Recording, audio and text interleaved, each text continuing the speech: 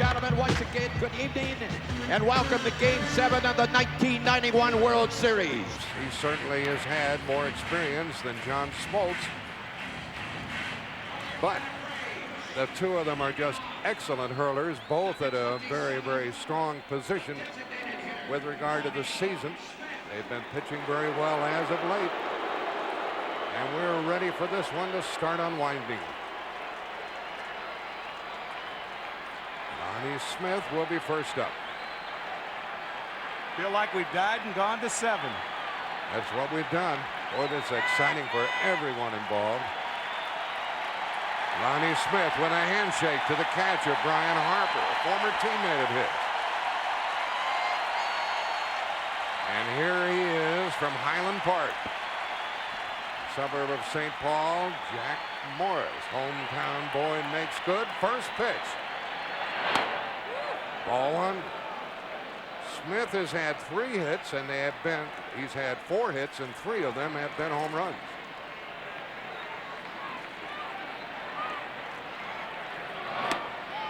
And ball one strike. Smith, Pendleton, and Gant in the Atlanta first.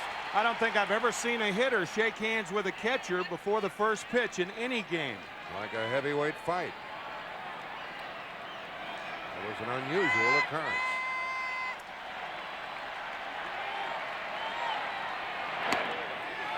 Two balls and a strike. Jack Morris, the pitcher, Brian Harper, the catcher. We'll meet the umpires here in a moment. Playable into right field. Shane Mack is there. And that's the way this one starts. Here are tonight's umpires. Don Denkinger will work the plate. Harry Wendelstedt, Drew Coble, Terry Tata, Rick Reed, and Ed Montague.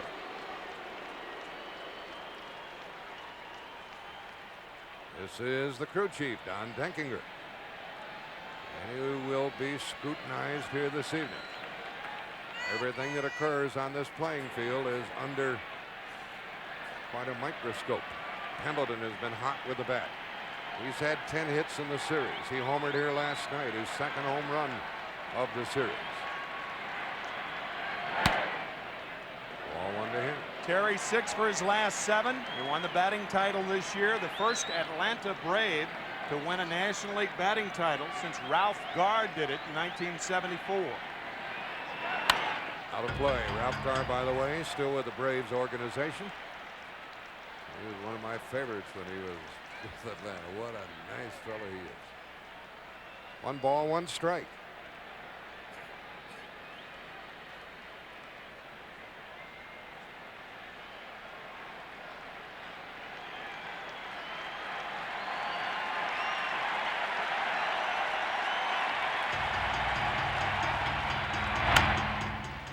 Easy for Herbeck. 2 out.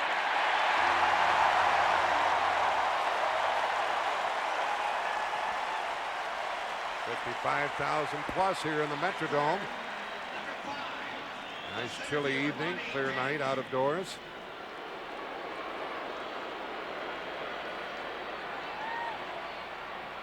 And Ron Gant stands between Jack Morris and a perfect first inning.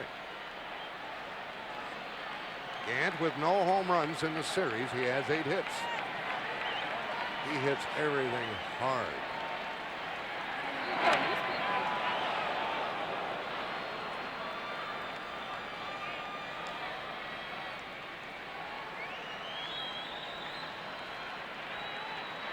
Skipper of the Atlanta Braves, Bobby Cox. They go home after the game tonight. Will it be a triumphant trip? Tom Kelly is the skipper of the Twins. He won it all in '87. And had to win Game 7 here against the Cardinals to accomplish that. 2 balls and a strike. Had O'Brien mentioned in the early going, Morris won 2 games against Toronto. He was the winner in Game 1 of this series. then no decision in game 4. So he's pitching in games 1, 4, and 7.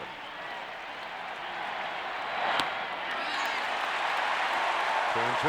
He can't be any more of a #1 guy.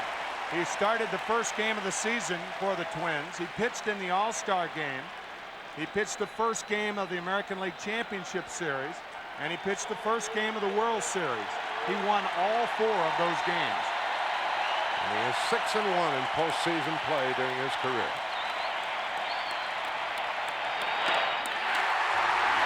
Down in order go the Braves.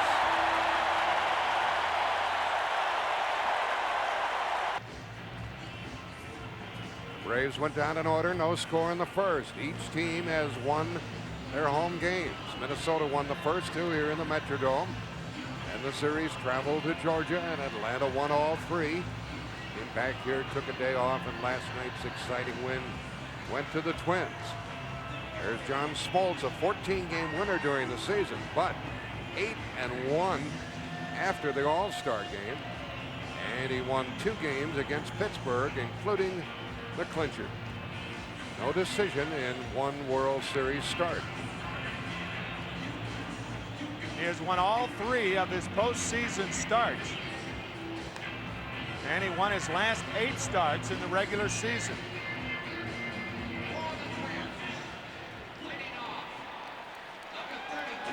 First batter, Dan Gladden.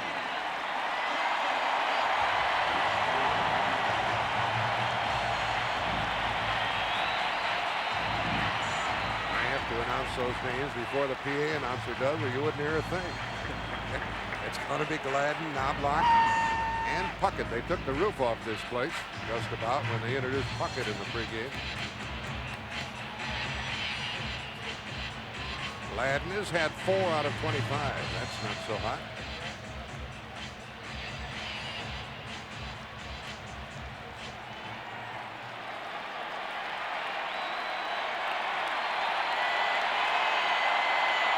See how John Smoltz gets along. Greg Olson has caught each game of this series. And he was a strong performer down the stretch for the Braves. Pulled an Iron Man act.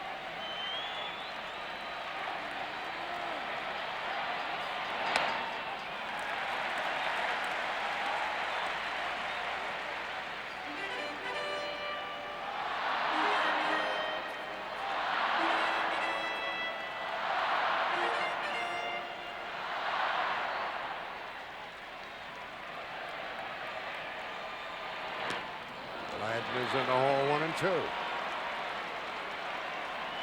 2 unhittable sliders for 2 strikes to Dan Gladden. Those are sweeping sliders from Smoltz. He pitched 7 innings in game 4. Braves won that game. He didn't get the win. Out of play. 1 and 2.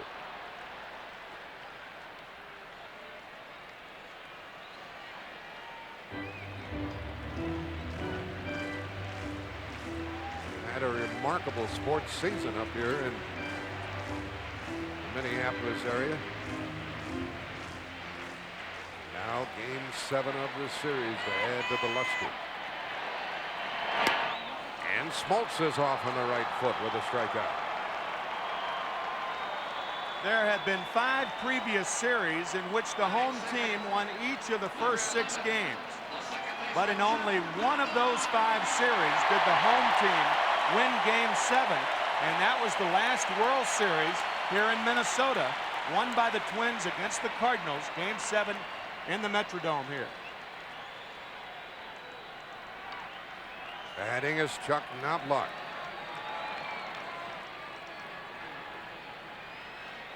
A rookie second baseman. Had a couple of runs batted in this series. 7 base hits.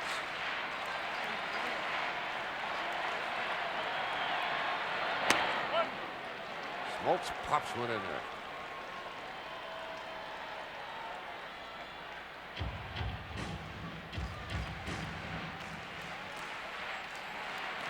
Smoltz first put on the Atlanta uniform in '88 for a few games.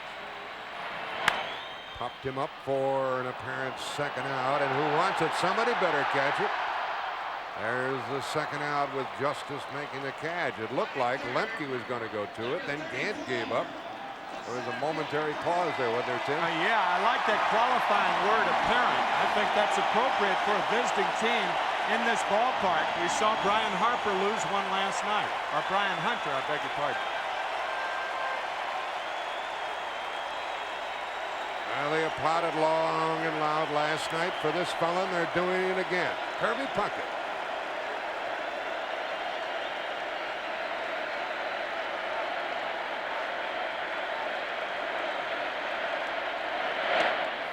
He has a flair for the dramatic. His 11th inning home run was only the 4th extra inning game-ending home run in World Series history. Dusty Rhodes hit one, Eddie Matthews, Carlton Fisk.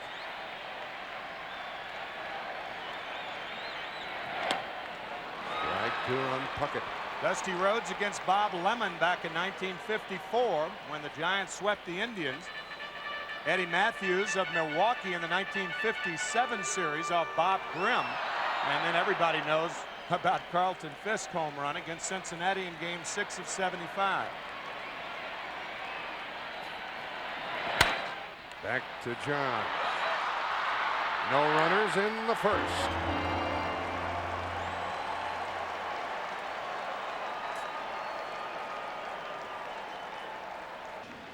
No score, top of the second. Tim, you referred to that unhittable slider by John Smoltz. When you're all pumped up in a game like this, you get a little more fastball behind that slider, a little more velocity, a little less break, and I think that's what the Twins hitters saw a lot of in the bottom of that first inning. And he threw some nasty pitches indeed. Now it's Morris pitching to David Justice. Hit it hard, but right at Puckett, and it plays in front of him for a first base hit of Game 7. Had to play deep with Justice up there, and David gets his 7th hit of the series. Well, we've talked about Kirby Puckett. If he has an Achilles heel, it is playing a little bit too deep. And I think he gets in the habit of doing that here at the Metrodome to try to cut down on gap base hits. But that ball normally is caught, but because Puckett was so deep, it falls in front. For Justice, it kind of makes up for the ball that just missed being a home run last night. And these Braves did hit into some tough luck. Here's Sid Bream. No runs batted in the series, and ball 1 to him. Tommy Lasorda referred to Jack Morris and how the hitters of the Atlanta Braves should either try to get ahead of Morris or hit early in the count. By doing that, you don't allow him to throw that split finger fastball. He usually throws it when he's ahead in the count. So if he throws that fastball over for a strike, you want to put that ball in play instead of trying to hit the splitter. He throws that about as hard as he does his fastball. Ryan Harper gets some help from the dugout. Justice is a threat to run.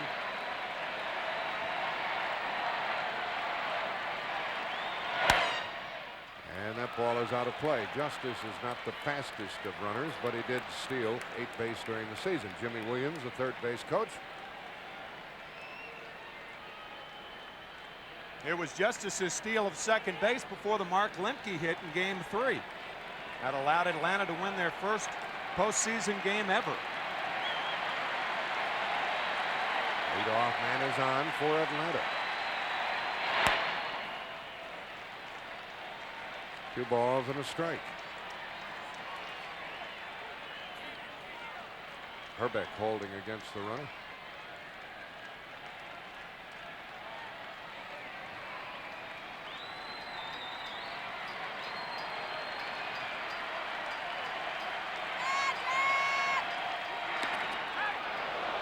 Got to be rather close. Combination of Jack Morris and Brian Harper, a good combination on which to run. 15 wild pitches led the American League, and Jack Morris had no pickoffs on the season. Almost had one there. Justice has shortened his lead. There he goes. And the runner will advance as Knobloch couldn't get it out of the glove immediately and had to go to first base for the first out of the inning. I think Dave Justice pulling an Edwin Moses. He looked like a high hurdler going over that ball, and I think that upset the rhythm of Chuck Knobloch. Watch Justice hurdle this ground ball, and Knobloch, I think, caught it a little in the heel of the glove, couldn't get it out cleanly, and had to go to first base. That's an Edwin Moses form, isn't it?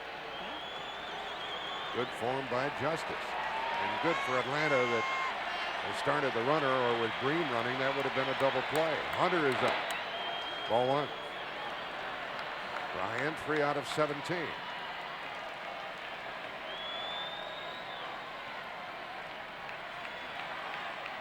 There's a rookie playing in the 7th game of the World Series. And another rookie at the plate.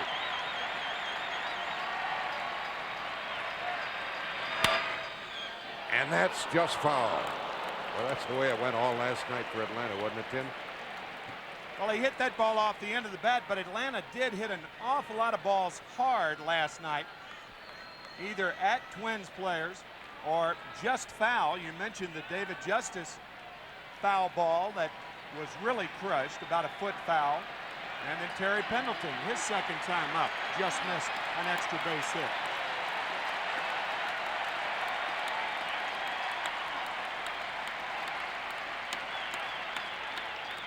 Single by Justice, infield out. Hunter and then Olsen will have a crack at putting the Braves on top in the second. And some folks have made the trip up from Georgia to root for their club.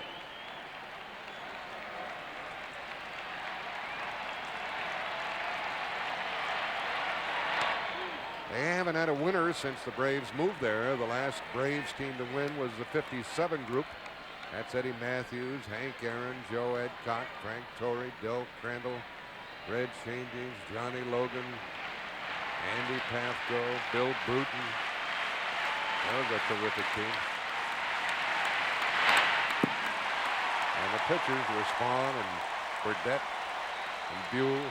Lou Burdette won 3 games in that series, and it was Lou Burdette who lost the decisive game in 1958 to the Yankees. The Yankees trailed 3 games to 1, and then they came back to win the last 3 games against Milwaukee. That's when the Braves were in Milwaukee. 2-2 to the batter.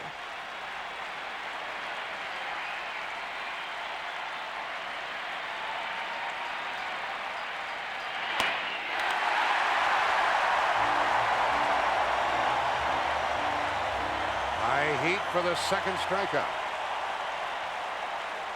Morris just blows this high fastball right by Ryan Hunter. See Hunter under it. That's the second out of the inning, and it's up to Greg Olson. He is trying to do some damage against his hometown team. He's from Edina, Minnesota. He's cooled off lately. He's had 6 hits in the series.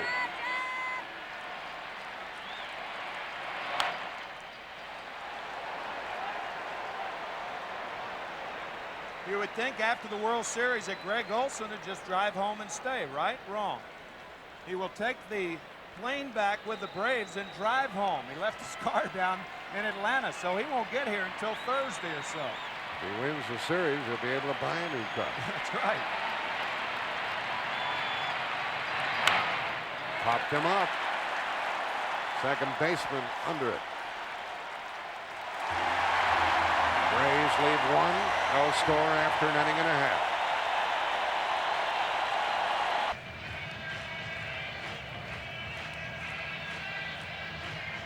Now, when there's a lot of tension, no score here in the bottom of the second inning, there's a lot of tension and numbness in the joints, a lot of pressure on the players. Close-up look at Tommy Glavine. It's just twisting the joints, trying to get them loose.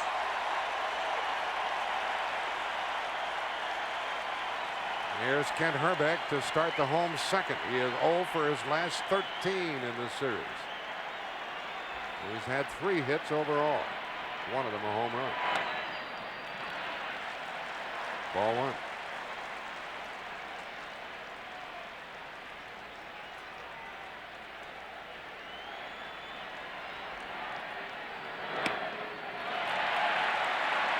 It'll be Herbeck, and then Shelley Davis, and then Brian Harper.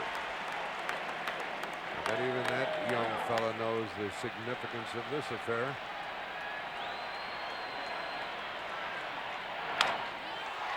Into short right, and Justice has it. 4 in a row retired by the Atlanta hurler.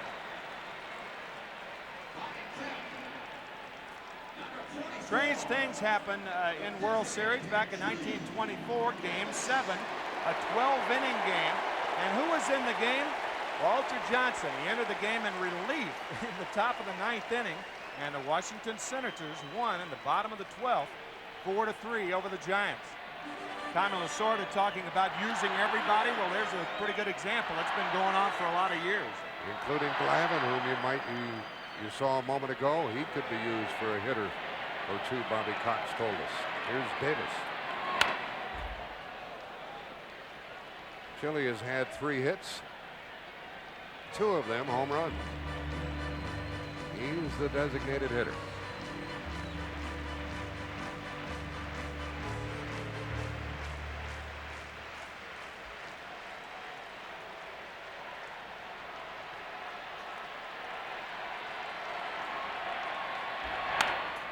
Play, strike 2. And happy to see that John Smoltz, as young as he is not letting this situation bother him. Only 23 years old, he came to the Atlanta Braves for Doyle Alexander from Detroit. Signed with Detroit in 1985, and after 2 lackluster minor league seasons, he has really blossomed for Atlanta.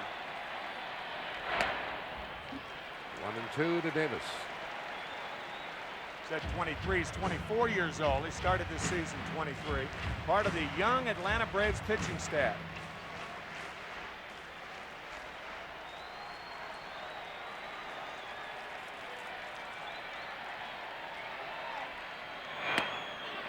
And that's strike 3. And that's 5 in a row by Smoltz, 2 on strikes.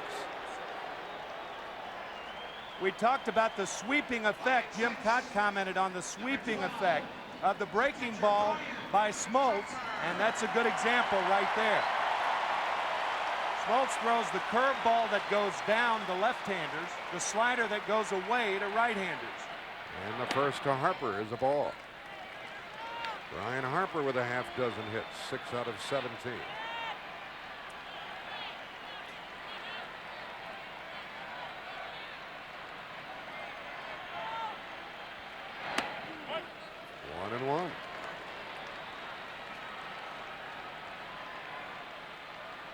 Brian Harper with that left leg, you'll notice how he has it cocked. That's what hitters do when they try to stay back and wait for the pitch. And a good swing, but he's in the hole, 1-2. By waiting for the pitch, you're not lunging. The 2 elements of successful hitting is to wait and have quick hands. Now that's what they say. Wait, wait, wait, and then hit the ball in front of the plate. If you can do those 2 things, then you're a hitter.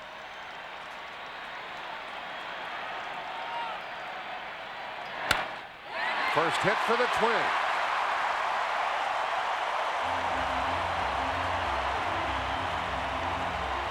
He's a good 2-strike hitter, Tim. Yeah, he's a contact batter. Struck out only 22 times this year.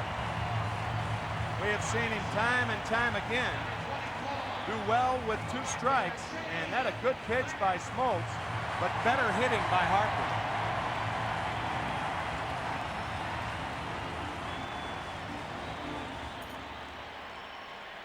Brings up Shane Mack. Mack hit .310 during the season. He's cooled off in the series with only 2 out of 19.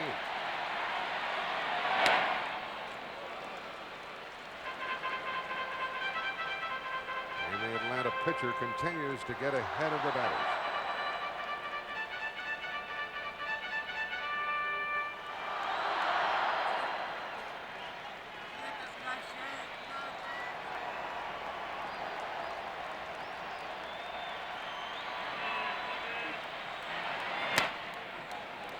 Ball 1 strike.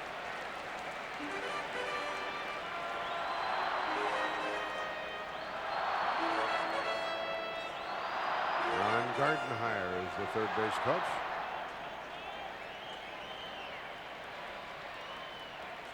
Harper not a fast runner. Boy, Smoltz has made some dandy pitches in the early going. Wayne Terwilliger over at first base. Wayne Terwilliger played for about 18 years in the major leagues, primarily with the Washington Senators, and his top salary was $11,000 a year. And here you may get the upwards of $130,000 a share for the winning team tonight. 2-2. Yeah, that's what they figure that the full share will be worth for the winners. Not 130, maybe even more, 130,000. Shane Mack, 2-2. This fellow hit 18 home runs this season. Driven in 1 run in this series.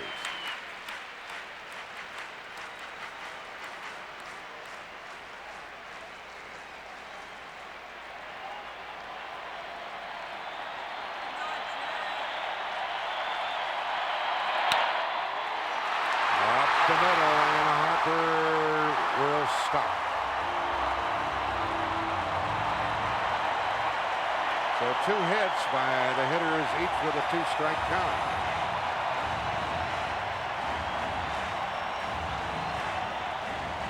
One on a slider away to Brian Harper, and now the fastball away. And Shane Mack grounds it hard up the middle.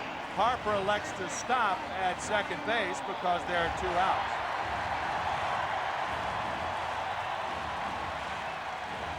Two on, 2 out. For Mike Pagliarulo. He's had 3 out of 8 against Atlanta.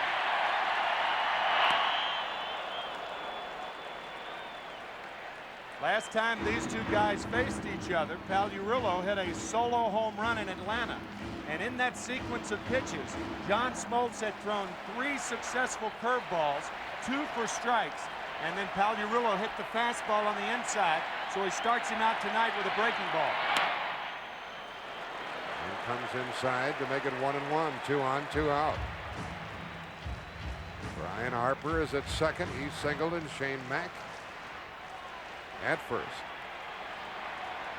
That game Tim was referring to, Pagliarulo was 3 for 3 against John Smoltz.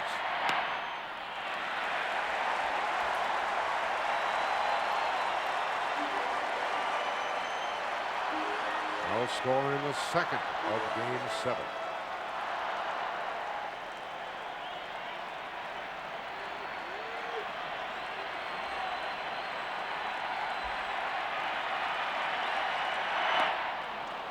Another breaking ball, 2-2. 2 on, 2 out, 2 balls, 2 strikes, second inning.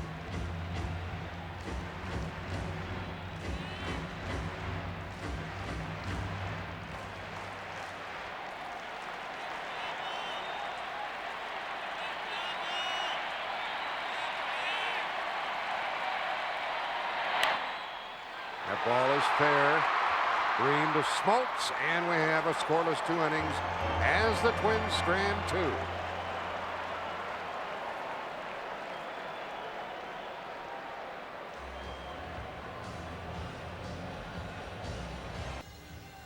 CBS Sports coverage of Game 7 of the 1991 World Series is brought to you by Lexus Luxury Automobiles, the result of a relentless pursuit of perfection. Dean Witter measures success one investor at a time.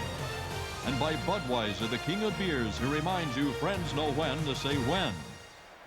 No score after 2.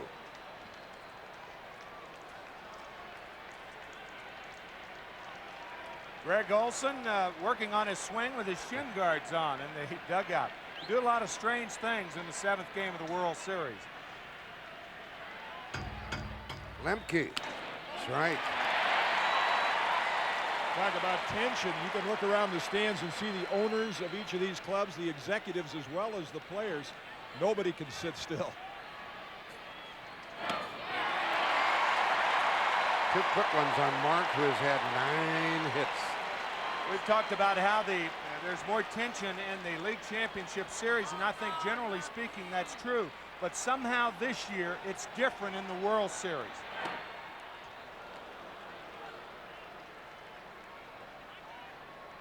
John Schuerholz, the general manager of the Atlanta Braves, his first year. Got to be thinking, what can I do to improve this year? Into left field and foul. It stays 1-2. Schuerholz over from Kansas City certainly made some shrewd moves. They turned out well for the Braves. Picked up some free agents such as Terry Pendleton, who led the league in batting. Sid Breen, Rafael Belliard. He finished off the picture for the Braves.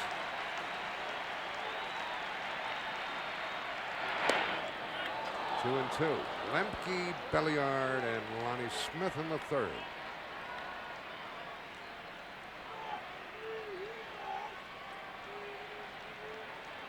Morris is 3-0 in World Series starts and 6-1 in postseason play.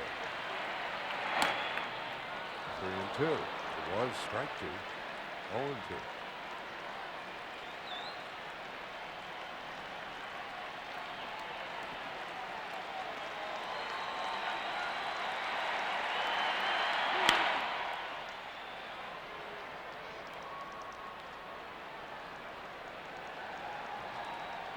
Mark Lemke with 3 triples in this series, and he had 2 in one game. Biggest names, I guess, most recently, Bobby Richardson of the Yankees, Tommy Davis of the Dodgers. To the second baseman, Knobloch.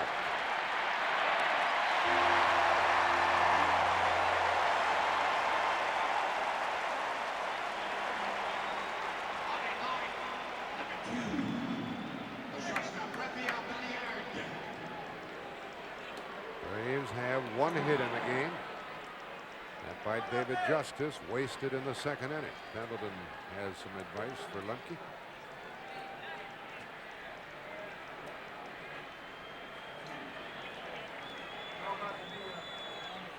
Belliard is up.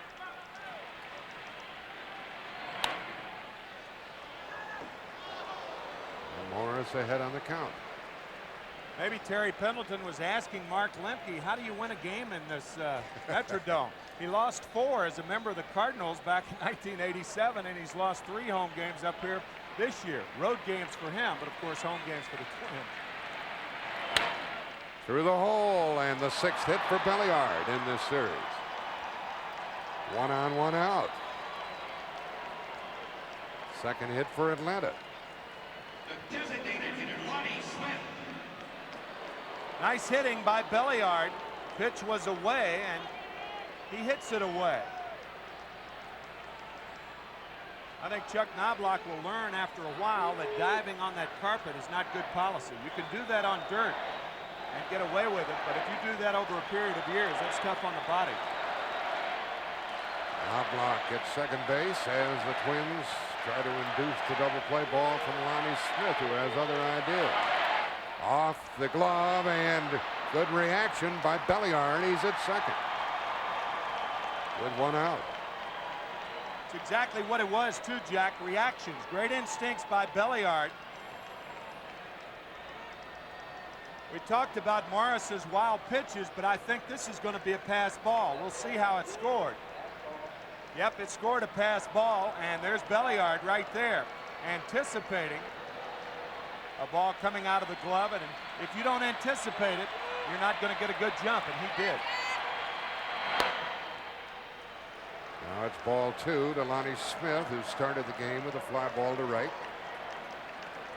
He's hit 3 home runs in this series, but 0 for 12 with men in scoring position. Yeah, all 3 home runs have been solo shots. He can go the other way with the ball, but we've seen him pull the ball most of the time in the series.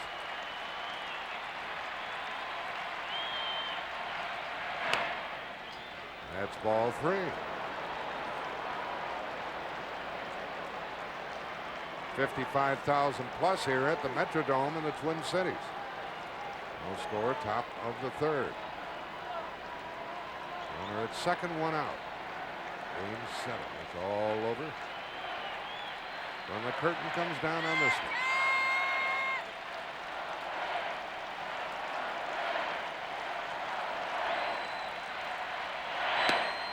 3-1. All around town, Tim, we heard people say it's a shame that somebody's got to lose one tonight. I know it's a cliche, but everybody feels that way, including the Minnesota fans. They admire these Braves and what they've done.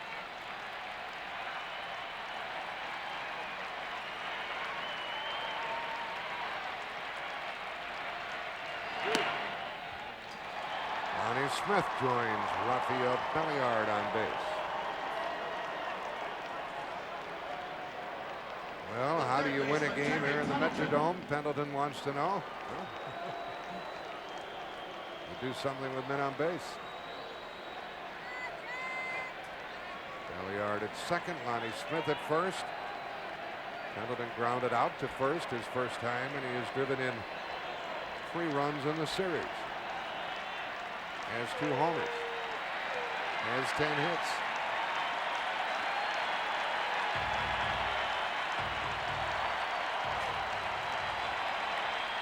In the last half inning, the Twins left 2 men on. Big difference, though. They got their 2 men on with 2 outs. There's only 1 out now. Ball 1 to TP, as they call Terry Pendleton. Appropriate name for a Braves player. 4 for 8 with runners in scoring position. Here's Scott Erickson, who started last night's game. In game 4, Pendleton had a home run and a double against Jack Morris.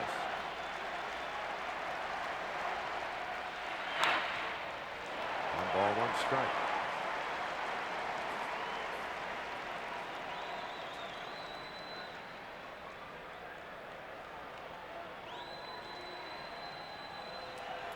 Jimmy Williams reminding the runners, 1 out. Rick Aguilera on the bench. It'll be a while before they will use him, if at all, tonight.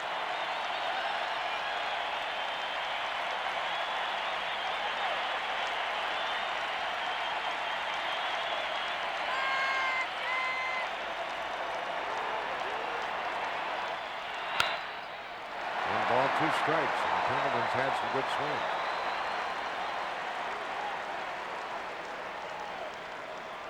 You can cut it with a knife here, folks.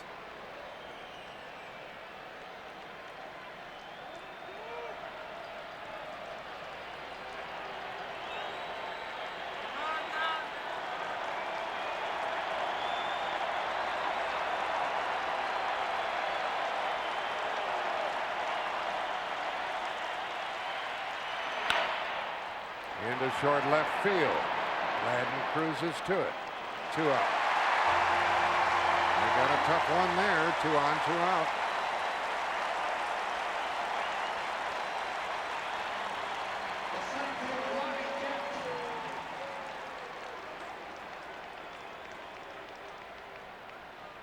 Ron Gant comes up. Harper went out to talk to his hurler. And sooner or later, if the Braves are going to have good results, this fellow is going to have to pop one.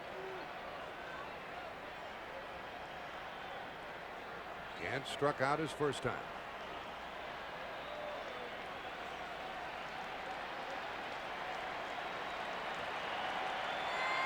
He's a first ball fastball hitter. And a shortstop. Force out, and Atlanta leads 2. They've left 3. We'll return to the Metrodome after this message and a word from your local station. Atlanta's left 3, Minnesota 2. Bottom of the 3rd, no score. Jeff Treadway on the Atlanta bench.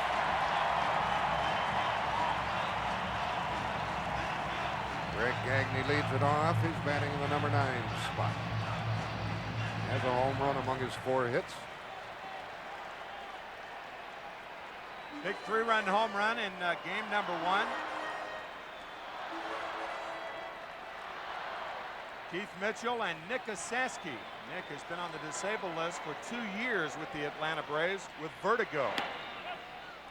Smoltz gets ahead on the outside edge.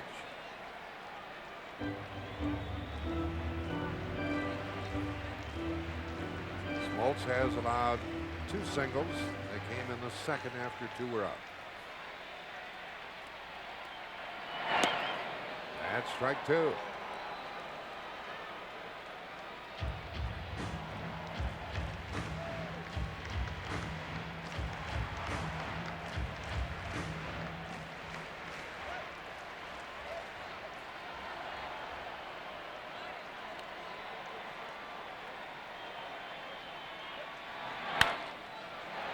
Hamilton scoops.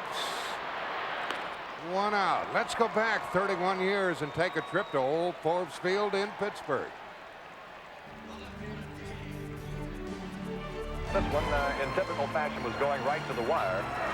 Here's a swing and a high fly ball going deep to left. If they do it. Back to the wall goes Berra. It is over the fence. Home run. The Pirates win. Ladies and gentlemen, Mazeroski has hit a 1-0 pitch over the left field fence at Forbes Field to win the 1960 World Series for the Pittsburgh Pirates. And a foul ball off the bat of Gladden. That is the only home run that has ever ended a World Series. Bill Mazeroski, Game 7, the only home run that ever ended a World Series.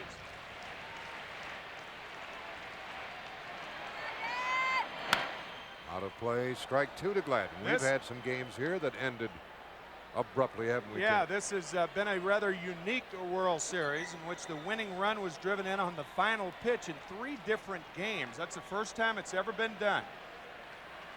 Lemke drove in Justice in Game 3. And then a Willard sacrifice fly plated Lemke in Game 4. And then last night, Kirby Puckett with an 11th inning home run.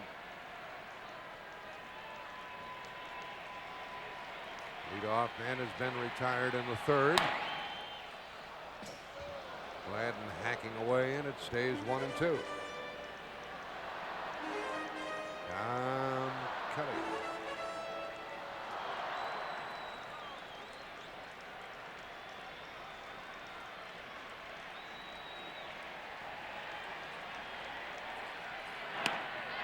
Did he? Nope, says the first base umpire, Harry Wendelstedt. 2-2.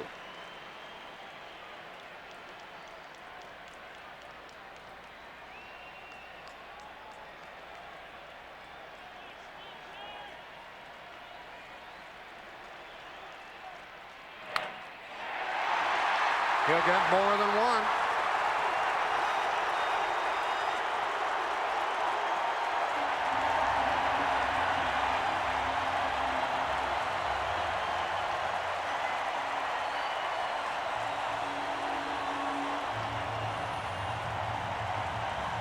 Remember the first at bat for Gladden, a lot of sliders away. Smoltz gets ahead of Gladden and tries to come back with a slider, and he hangs it in the middle of the plate, and Gladden does the rest. He narrowly averted the strikeout on the half swing. Came back with a 1-out double. Knobloch, and then Puckett will have a chance to put the Twins on top in the 3rd. Knobloch fly to right his first time.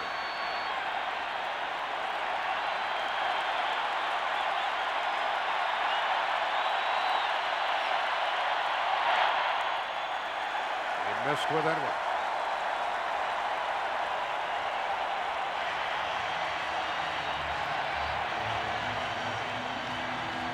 Knobloch has driven in 2 runs in this 91 series.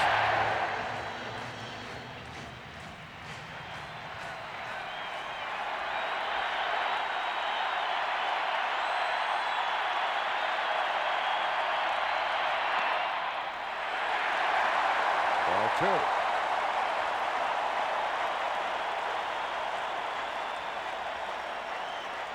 Gladden's double was only his 5th hit of the series, but it comes at a time when it puts pressure on the Braves.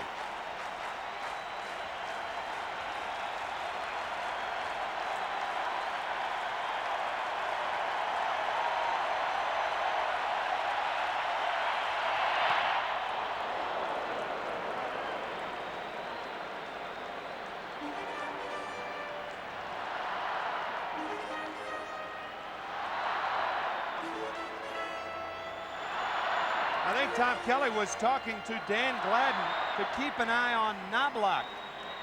Either that or increase your lead at second base. With one out, it's a good time to try to steal third. We'll see. He's able to get a big lead.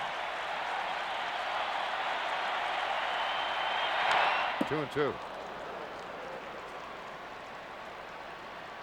This is the Metrodome in Minneapolis, the home of the Twins, and it's game 7 of the series. We're in the bottom of the third.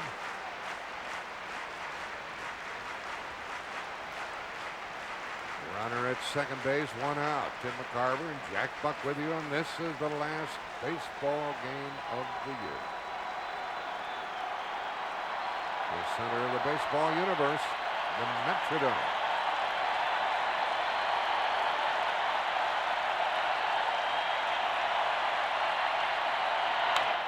Into right field. Justice is there. 2 out. The runner tags. Goes to third.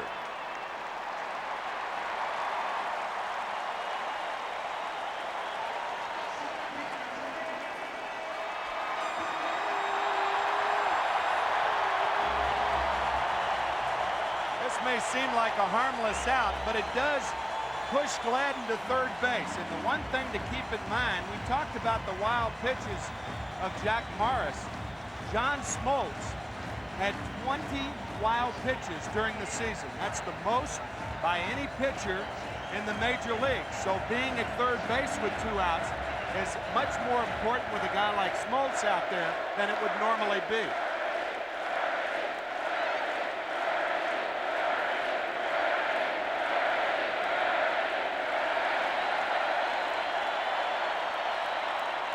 Is he a popular man here? Puckett ran back to the pitcher his first time.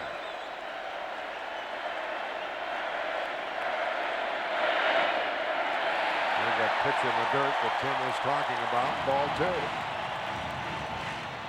With a guy like Puckett up there, you're not going to give him anything too good to hit. You're going to try to make your breaking balls break a little more. That means there's a chance of it being in the dirt, and there's going to be a little more ride on the fastball. I don't think that they'll give in to Puckett by throwing a fastball here.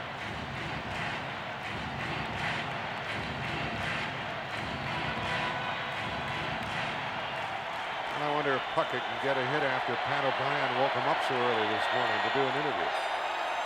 Runner at third, 2 out.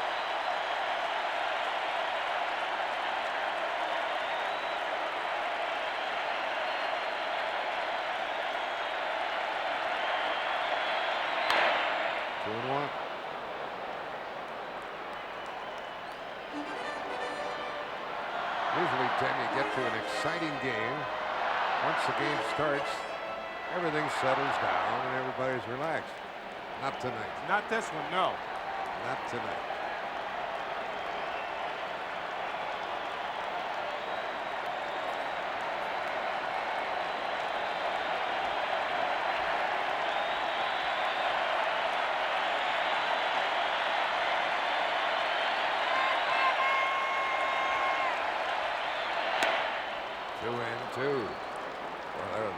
Excellent pitch by Smoltz. Smoltz has just blown the last 2 fastballs right by Kirby Puckett.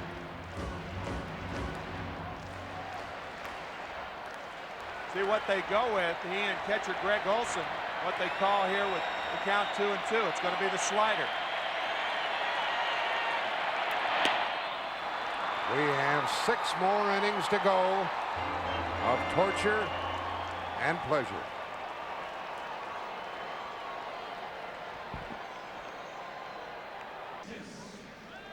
This game summary is sponsored by Budweiser.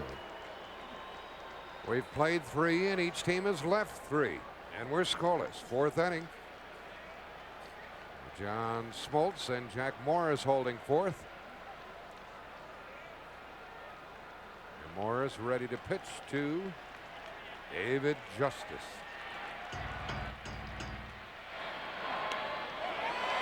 There's a real lollipop and a strike. A little bit of everything from this veteran hurler. That lollipop was sweet if you're looking for it, but most hitters don't look for it.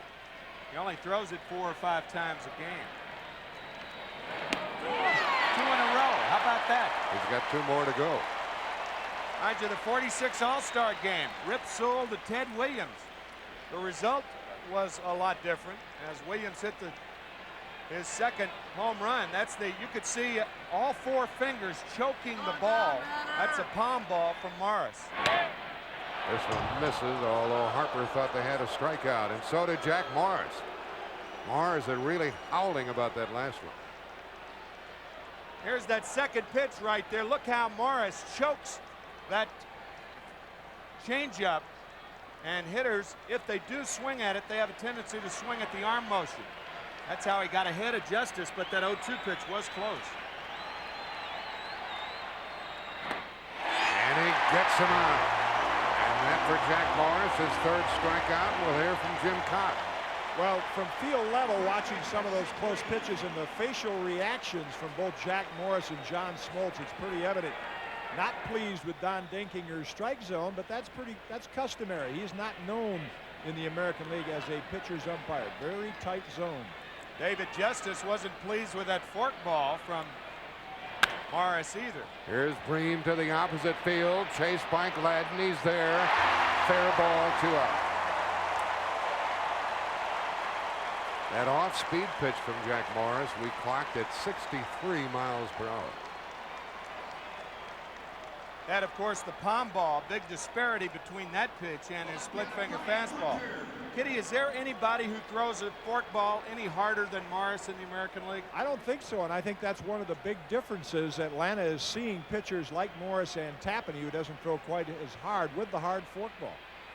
Hunter, ball 1. I guess Mike Scott, when he was healthy, was comparable to the way Morris throws his. Brian Hunter struck out in the 2nd. Jack Morris having no difficulty here in the 4th.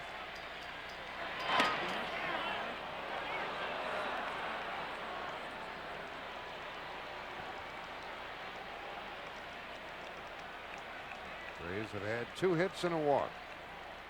Hits by Justice and Belliard, a walk to Lonnie Smith. Well hit into the gap, and Gladden can't catch it. And a 2-out double for Brian Hunter. Hunter gets his 4th hit of the series.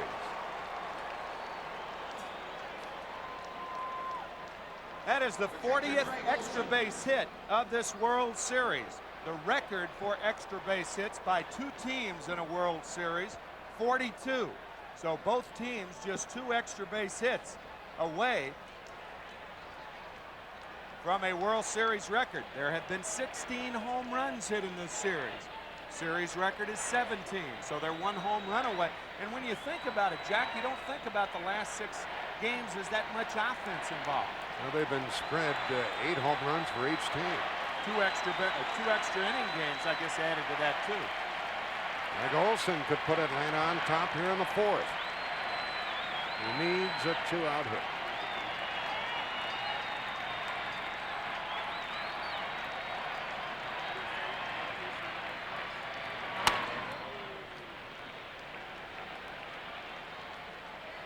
Olson has 6 hits, 5 walks.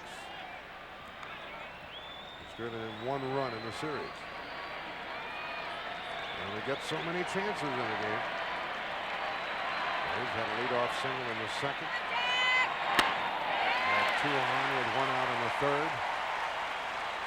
And this is a 2-out opportunity.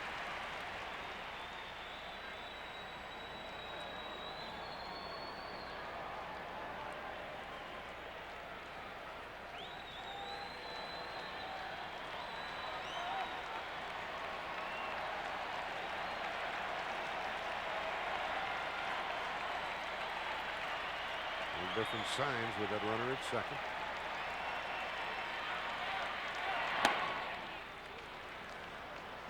Two and 1.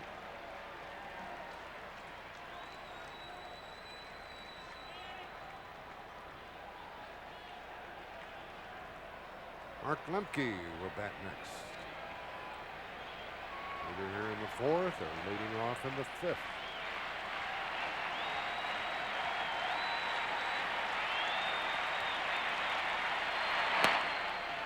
Three and 1. Mr. Morris is not very happy. And I think he believes he should be getting more calls than he's been getting.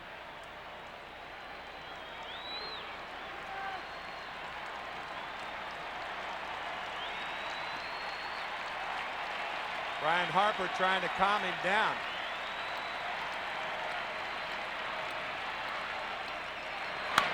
Out of play, 3-2.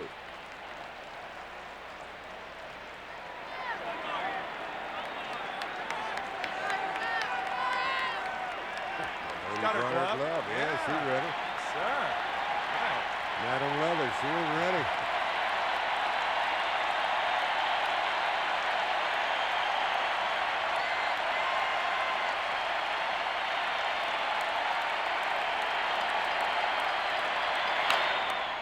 Still 3-2. There's a lot of hitting room up the middle with Olson batting. Hunter running the bases at second.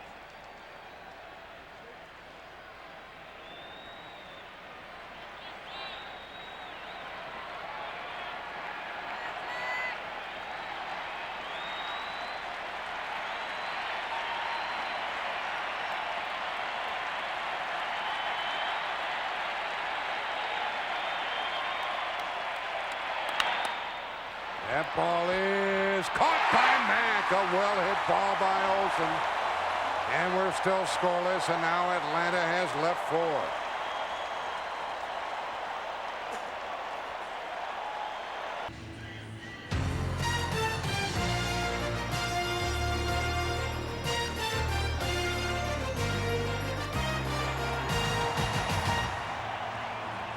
Home half of the 4th.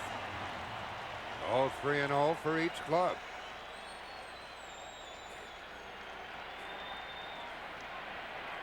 Tension fills the park. Herbeck leads it off. Out of play, strike 1 to Kent, who flied to right his first time and is 3 out of 24 and 0 for his last 14.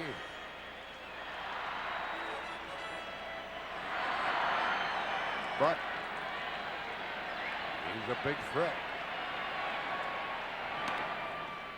1 ball, 1 strike. And Herbeck says it hit him, and he goes to first base. Here comes Bobby Cox out to argue. I don't think Olson is really arguing. Cox is saying it didn't hit him. Well, there was a delayed reaction on the part of Ken Herbeck and Don Dinkinger, the home plate umpire. Olson, I think, initiated the request. The slider inside, did it hit him? It looked like it did. Or it looked like it could have. Watch the delayed reaction on the part of Herbeck. Now Dinkinger is looking down. Now Dinkinger ought to call that right away and not be enticed to call it after Herbeck calls his attention to it. Seems to me that if you call the play right away, that would be the appropriate thing to do. You can't let a hitter talk you into thinking that that he was hit by the pitch. Judging by the way Olson and Smoltz reacted, you would have to say it did hit him, right? I thought Olson questioned the call. Yeah, that's exactly right. I thought he questioned the call, and then Cox came out. I think that's what brought Cox out of the dugout. In any event, the leadoff man is on for the first time in the game for the Twins, and Chili Davis has a 1-1 count. Number one, a pitcher can't tell whether it hits him or not. The catcher can, and the catcher, what he determines is whether the ball changed directions or not. If the ball changed directions, then it hit him. If it didn't change directions, it didn't hit him. William playing behind Herbeck at first. Nobody out.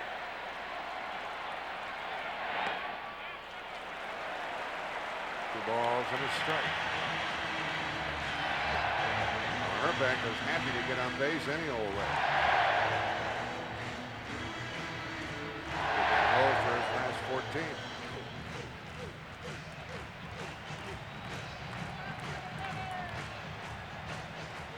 Twins have left 3. They have their leadoff man here on base in the 4th.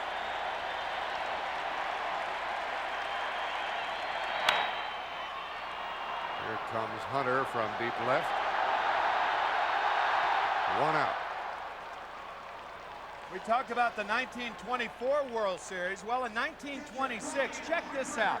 With 2 outs in the bottom of the 9th inning, Babe Ruth was caught stealing second base, and that not only ended the game, it ended the series. And that gentleman right there, his name is Pat Olson. He's 90 years young. This is his 283rd consecutive World Series game. 283. I don't know how many years that covers. A little pop fly behind second might drop. Justice with a good play, held onto the ball.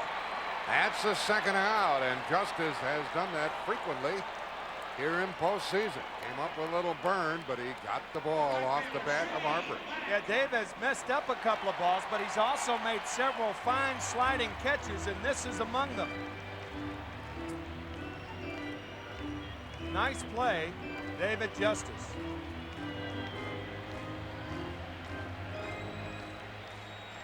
Now there are 2 out with Herbeck still at first.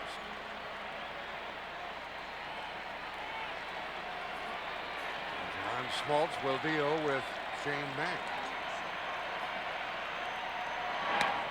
Good breaking ball. The baseball field where Chuck Knobloch, the twin second baseman, played down in Texas A&M, by the way, is named after Pat Olson, that 90-year-old gentleman that you just saw. Didn't they tell us he was a roommate of Lou Gehrig? Lou Gehrig back in 1924 in the minor leagues. Can you imagine that? 283 straight World Series games. That's a baseball fan right there. What a great face, huh? Look at that. Great. Get that camera away. He's got his hand. I think waving he's got the his handkerchief waving the camera away. Herbeck hit by pitch. Davis flied out. Harper flied out. Shane Mack the batter. And has left 4. The Twins have left 3.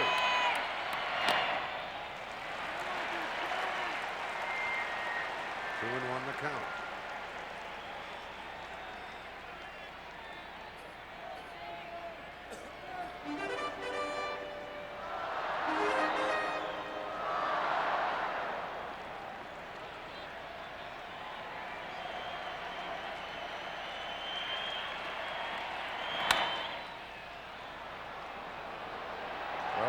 I think this game is going to be decided. We have played 4 innings. There is no score. It couldn't be any more even. No score after 4. 3 hits each club. No errors in the game. Each team has left 4. Each team has won 3 games of this 91 series. Each team has won 3 games at home in this series. This is the final baseball game of the year. Jack Morris, Mark Lemke. Ball 1, we're underway. Lemke grounded out his first time.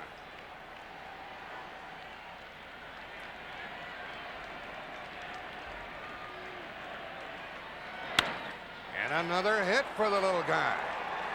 That is number 10 for Lemke. And it marks the 2nd time in the game the Braves have put their leadoff man on base. And we're to the point where you would expect a bunt, Tim. Well, with Belliard coming up,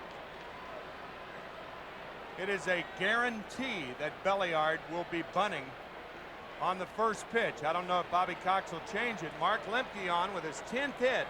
Not bad for a 27th round draft choice. That's the 4th hit of the night for Atlanta. Never more than 1 per inning. Belliard singled his first time. He's a good bunter ordinarily.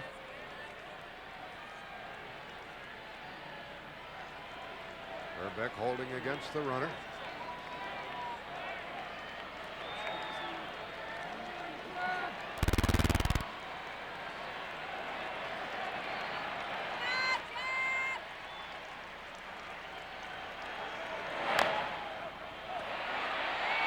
Be to first, and Herbeck takes the throw.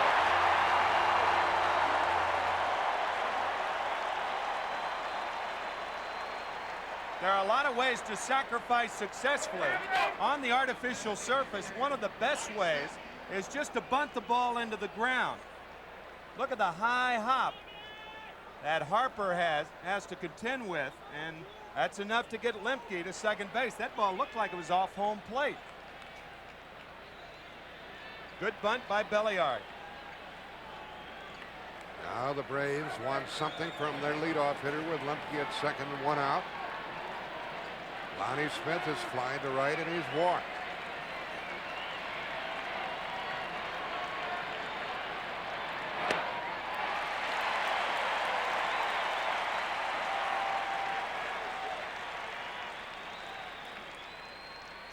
We're in the top of the 5th. No score. Terry Pendleton on deck. But the man of the moment for the Braves is Lonnie Smith. And he bunts. And the play by Pagliarulo, safe. First and third, 1 out.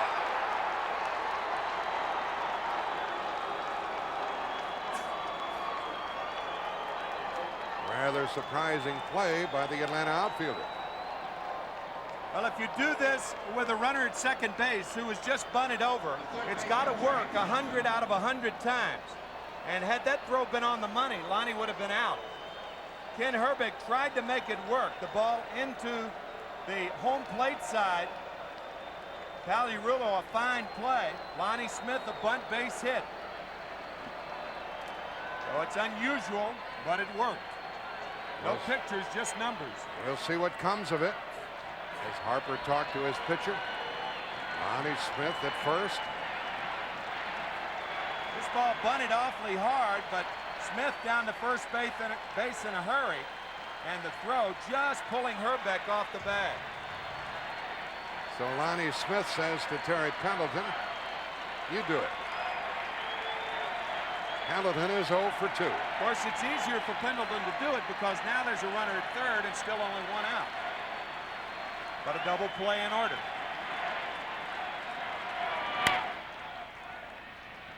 And strike 1, foul ball to Pat Corellis. Lemke started all of this consternation with a base hit. He was bunted down to second, advanced on the bunt single by Lonnie Smith. So if you're the infielders now, if you're the middle infielders, you say if the ball's hit sharply to me, we try for 2.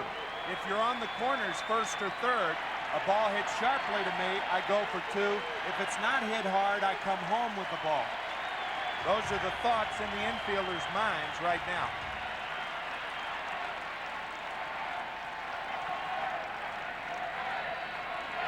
Everything came to a standstill and Pendleton asked for time. I mean, everything was at a standstill. Jack Morris pitching to the National League's leading hitter of this year, Terry Pendleton. He wants at least a fly ball.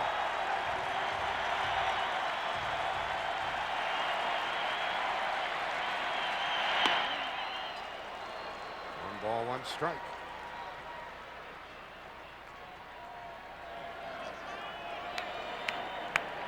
This game too important for that family to stay away. Bring the kids.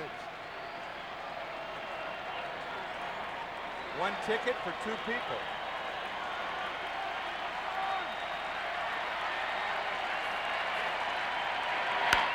Popped him up for the second out. Shortstop wants it. And has it 2 out. So Pendleton leaves them.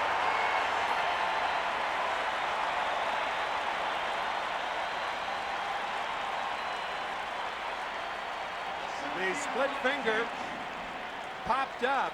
Watch Greg Gagne with that right hand. Once that hand goes up, a lot of times you can't hear the infielder, but you can certainly see him. And Greg Gagne makes the play. So Gladden stayed away, and there are 2 on, 2 out. And up is Ron Gant, who is 0 for 7 in games 6 and 7. 0 for 2 tonight. I said it the last time he batted. If the Braves are going to win, sooner or later, Ron's going to have to do something.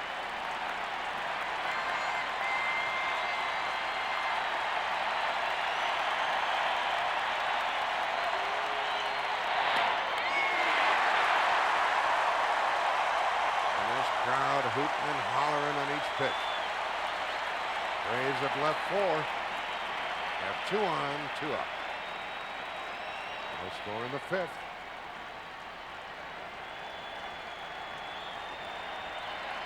Lemke and Smith run the bases.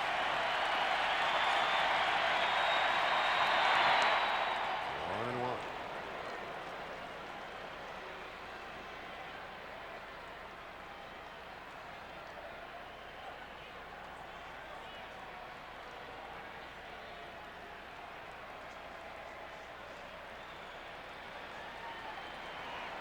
Lonnie Smith is somewhat of a threat to run in a spot like this. Well, with Gant the batter, I think they're going to give Gant a chance to drive the run home. I don't think Smith's going to run unless Gant gets 2 strikes on him, 1 and 2.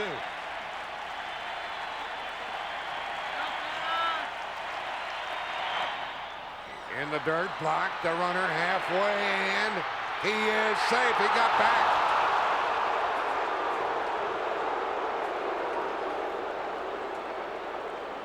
Pagliarulo tried to block him off the bag. That's a legal play. You're not supposed to do it without the ball, but if the ball's close to you, most umpires will give it to you. You can see Harper, the ball rolling out in front of home plate. Harper stays at home. Morris picks it up, and the throw back to third. Watch Pagliarulo. He tried to block him off. He thought he had him, but Lemke back just in time. Boy, that was close. It was really close. Very close. Pagliarulo thought he had him.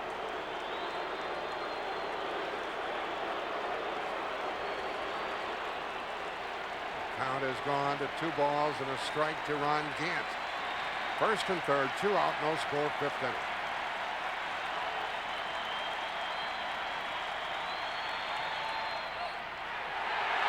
That was close.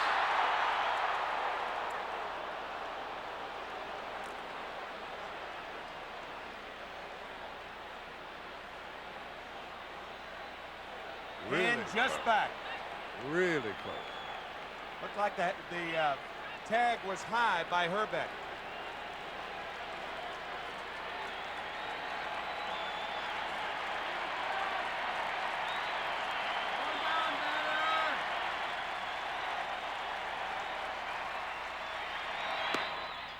The count 3-1.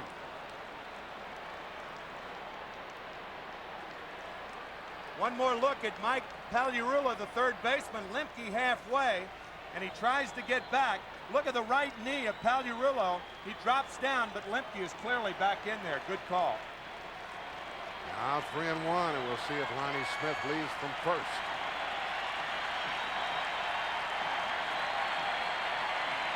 Not going. And a foul makes it 3-2. This fella hasn't hit a home run since Game 3 of the National League Championship Series.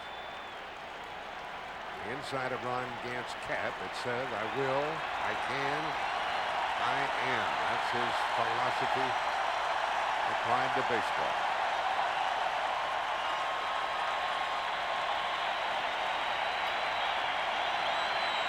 First and third, 2 out, 3-2. Lonnie Smith will go.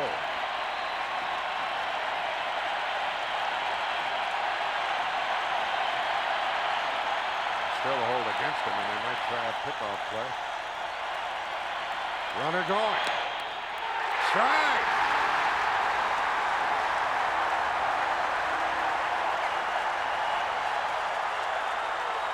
4 strikeouts for Jack Morris, and the Braves have left 6.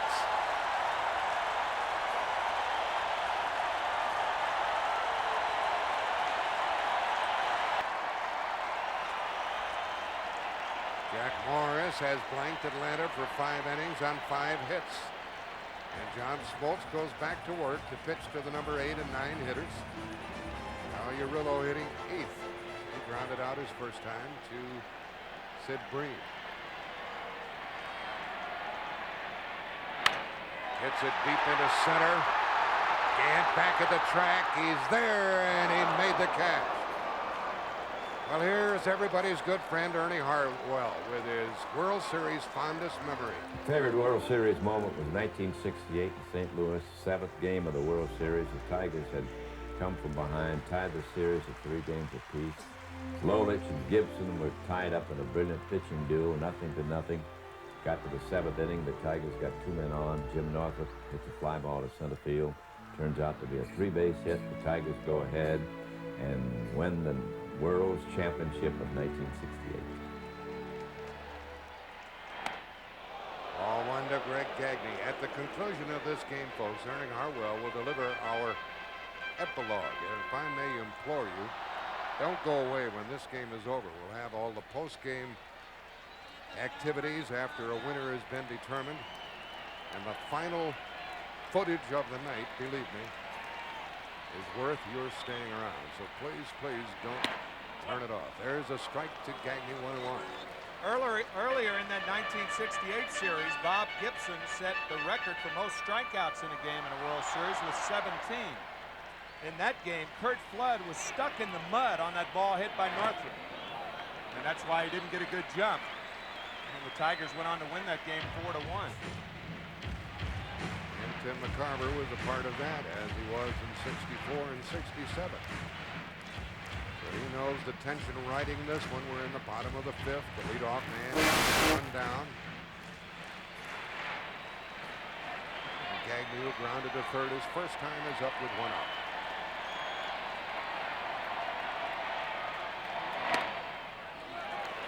Doing 1. Now it's 3-1. 3-1. Gagne has a home run in this series.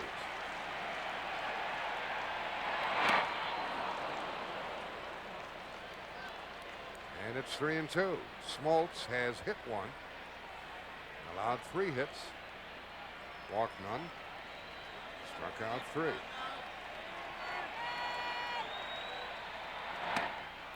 And he gets another strikeout. That's his 4th. 2 gone in the inning. This copyrighted telecast presented by authority of Major League Baseball. It may not be reproduced or retransmitted in any form without the express written consent of Major League Baseball.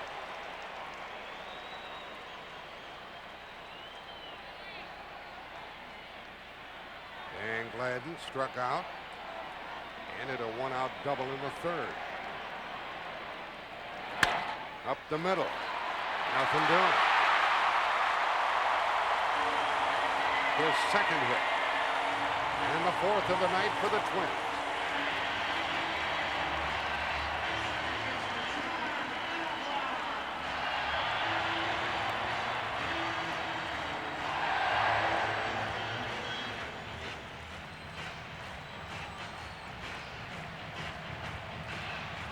Gladden spanks it hard up the middle.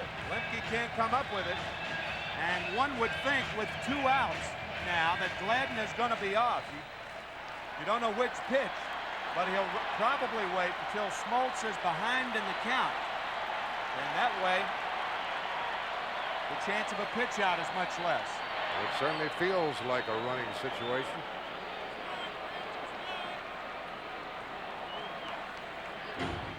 Gladden stole 15 bases during the season, was caught 9 times. Folks have run successfully against John Smoltz this year.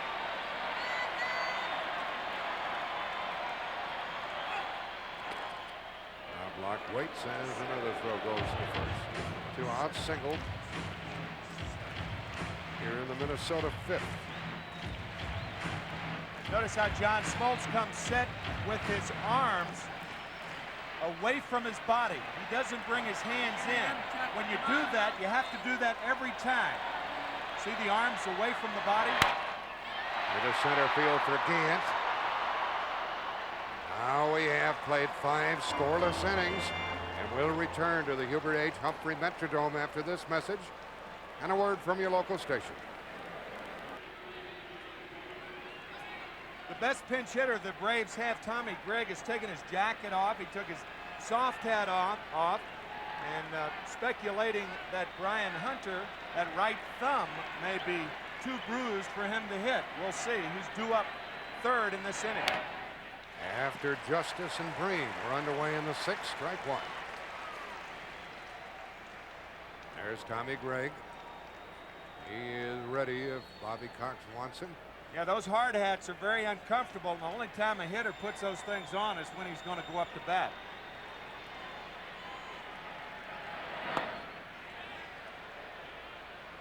One ball, one strike. Justice singled leading off in the second. Then he struck out. He's had 7 hits and 2 home runs in this World Series.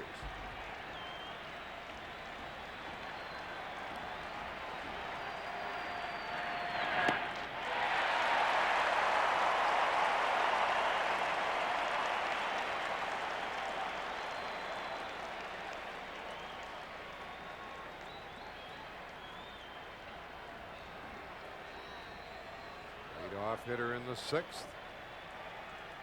Justice in the hole. Hits it to Herbeck. To the pitcher.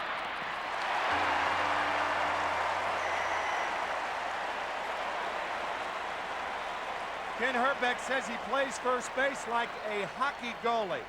Anything that gets by him, he thinks, is a goal. Well, there hadn't been too many goals in Ken Herbeck's career with him at first base. He's the best there is. That's what his manager says. He's the best I ever saw, says Tom Kelly. I think, Tim, you and I would throw in for Keith Hernandez in the National League. He's not active, though. With one out, Sid Green takes the strike. Let's hear from Jim Cott at this stage of things. Yeah, Brian Hunter spent a lot of time on the bench flexing that thumb, checking it out. And Tommy Gregg still has a bat in his hand and is ready to go up in case he can't swing it. Hunter's on deck. Gregg standing by. Atlanta has left 6. They have 5 hits and a walk. Bream hits it to Herbeck.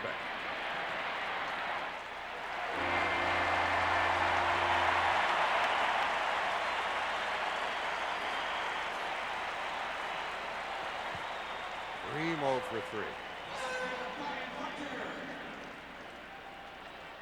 And Hunter will take his place at the plate. Ryan struck out in the second. Doubled into left center in the 4th inning. Some people that may not realize how much force a hitter uses when he swings a bat. There are a lot of tendons in the fingers and in the thumb, and you pull one of those tendons and it's very difficult to hit.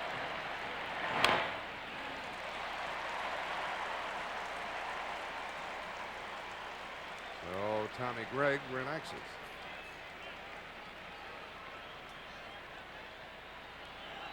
Two quick outs here in the 6th.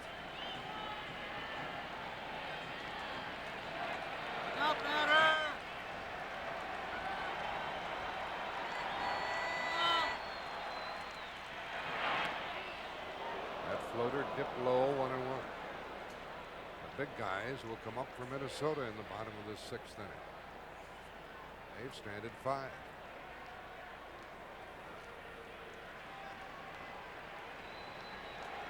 Hunter, 12 home runs during the season. There's 1 in the World Series.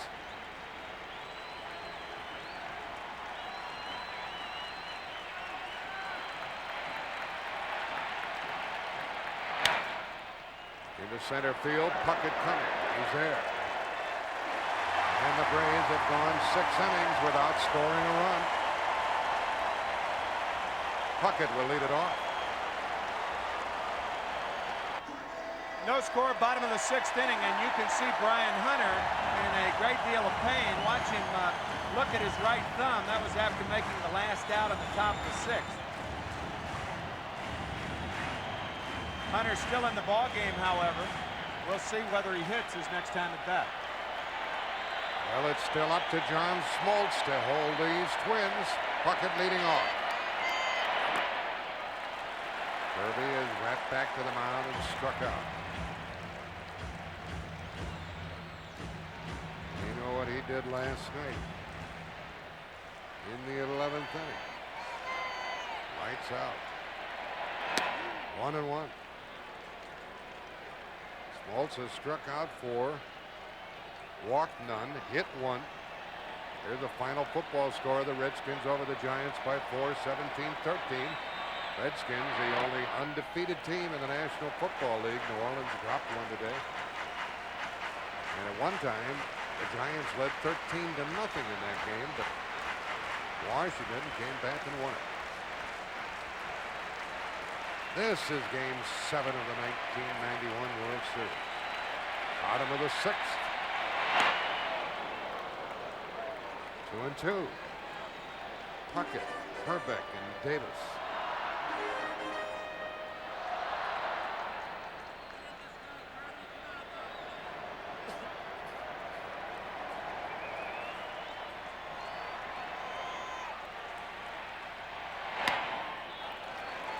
Full count.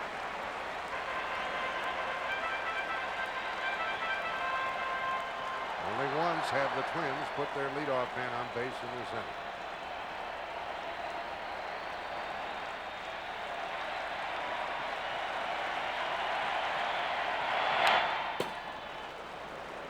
There was a power confrontation there.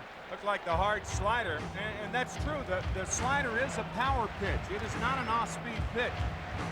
Most pitchers throw it almost as hard as the fastball. So when you talk about off-speed pitches, you usually don't include the slider.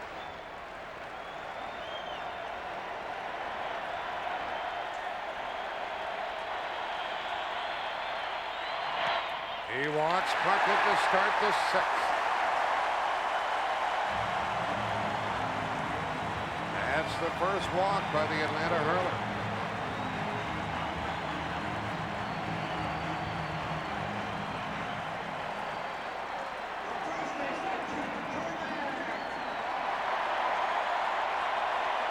Herbeck 0 for his last 14.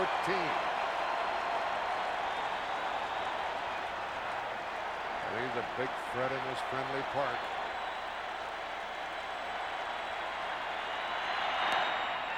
Did he go around? No. You know, a quick check of the regular season shows that Ken Herbeck had 3 sacrifice bunts this year, but you'd have to assume they were against left-handed pitchers.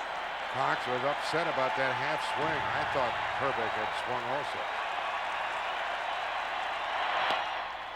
He went around that time 1-1. Let's go down to Jim Cott. Tim, you know from being behind the plate when Steve Carlton was pitching, boy, you get a lot of strikes on check swings. And that's what we're seeing here tonight, the last one to Herbeck. Tough to lay off that hard slider and curve. Serves as the illusion of a strike. A hitter goes after it when it's in the strike zone, and it breaks late. The later the break, the more effective the pitch.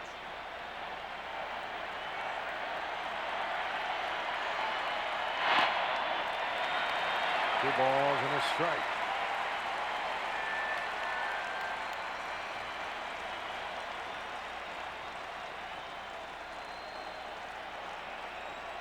Good play by Greg Olson. He goes at it the wrong way, but he comes up the right way.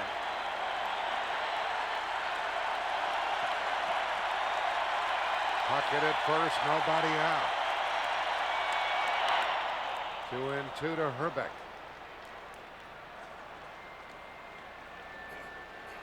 Atlanta fans had a lot of good-natured fun with Ken Herbeck.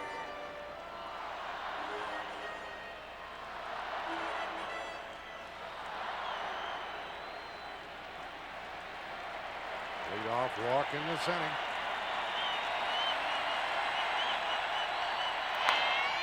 Into center field, Gant. Runner tagging at first. Gant holds him there. So Herbeck couldn't move him along.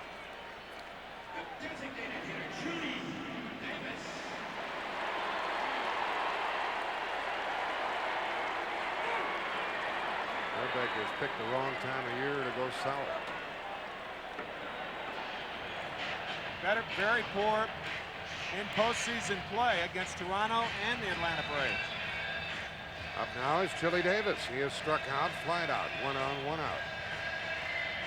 No score in the 6th.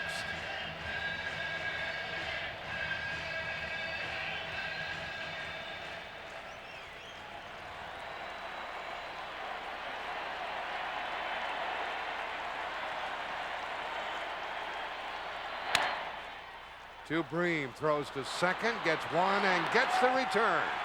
Folks, this game is going to be decided late, isn't it?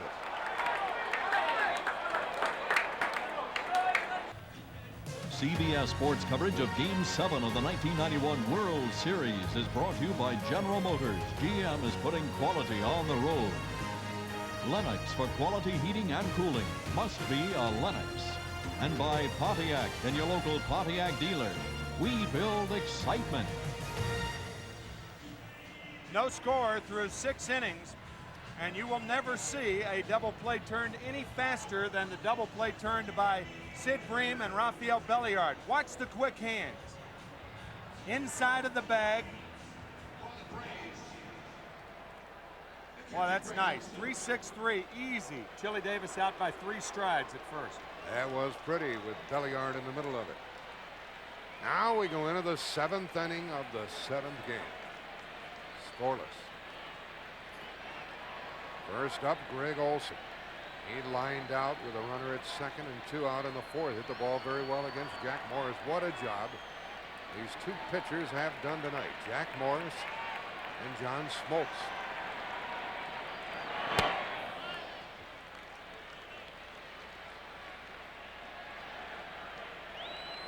Ryan Hunter, the left fielder of the Braves, icing that right thumb down.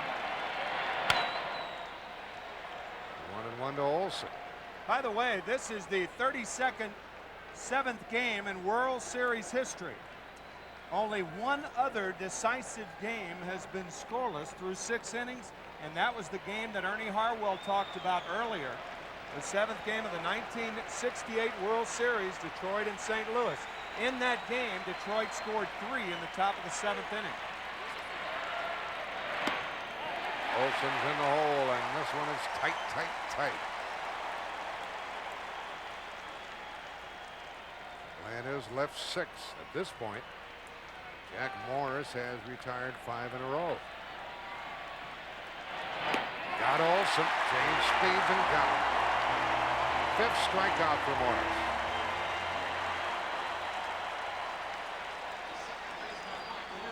It's hard to be a hero. If you're a hitter tonight. These guys are throwing some buzz balls up there. Morris with the fastball, the high fastball, the splitter, an occasional slider. Lemke into center field, and Puckett waits. 2 out. 7 in a row by Morris. Let's hear from Jim Cott. Yeah, Jack and Tim, I find this fascinating just watching Smoltz and Morris duel. Can you imagine what it was like for John Smoltz as a kid? He's 12 years younger than Jack Morris, playing in the backyard, being a Tiger fan, and Morris was his hero. You always dream about what it's like, you know, to play in a situation like this, and now you're watching a guy do it in real life. It's unbelievable. There's John Smoltz. And unless Belliard does something, Smoltz will go back to the mound in the bottom of the 7th, scoreless. Ball 1. Belliard, a hit and a sacrifice.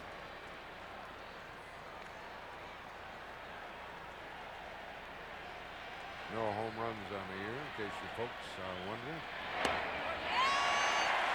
He only has 1 for his career. Over 1,400 at-bats in the big leagues. His only home run coming off Eric Shao, who was then with the San Diego Padres.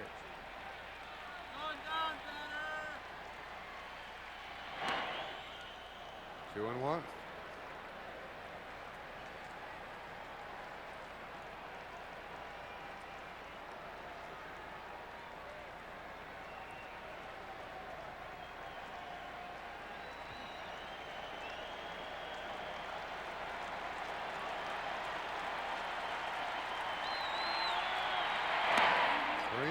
You look at Belliard and you think you're at Williamsport. He's a tiny guy, 5'6".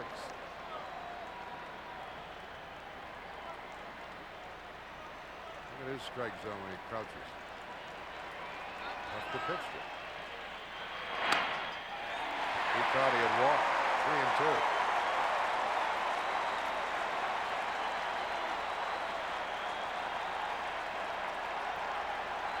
This is a high strike thrown by Morris, and a lot of pitchers don't get that pitch anymore. Those pitches above the waist. And then he got it. 6 strikeouts for Morris. He's retired 8 in a row. Middle of the 7th inning, 7th game, no score.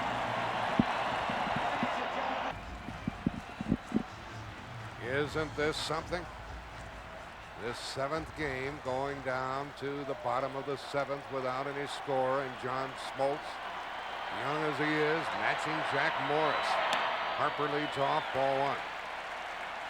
Brian Harper is singled and flied out. Smoltz has fanned 4, walked 1. There's Jack Morris. He's gone through 7 innings. Ball 2 to Brian Harper, who commands that strike zone.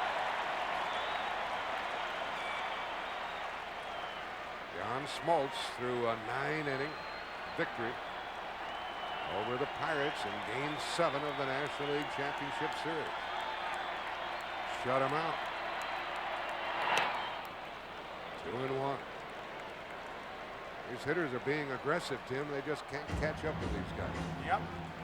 Everybody seems to be behind the fastballs. Both pitchers maintaining their strength throughout this game.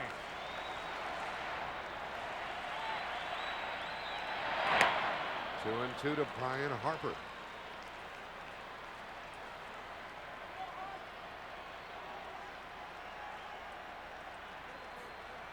I think because they're throwing so hard, you find the infielders off the lines. There you see Terry Pendleton. It's an indication of how hard he's throwing. And he was in the right spot. Nice going, Tim. There's 1 out. He was in the right spot. Now, when you're throwing that hard, then your infielders have a tendency to play toward the middle of the field. That's why Pendleton was off the line at third base. Smoltz and Morris maintaining that power throughout. Shane Mack is up. He's had a hit. 1 of the 4 gathered by the Twins tonight. 1 for 2. He's a threat. He bunts. Pendleton with a tough chance. Excellent 2 out. What a play by Terry Pendleton. He was playing as deep as we had just shown you, yet made the play on Shane Mack. Anticipation on the part of Pendleton. The minute Mack gets into that bunting situation, Pendleton charges, and watch him barehanded.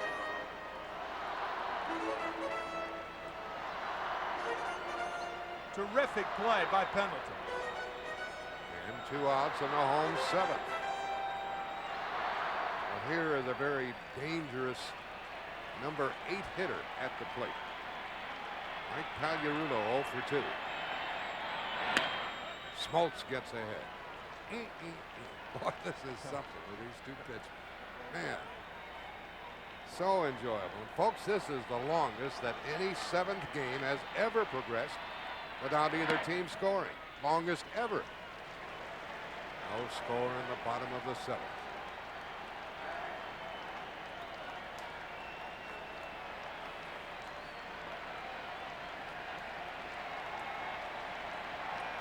There's the line score. All pitching. That miss for ball 2. Top of the order will come up for Atlanta in the 8th.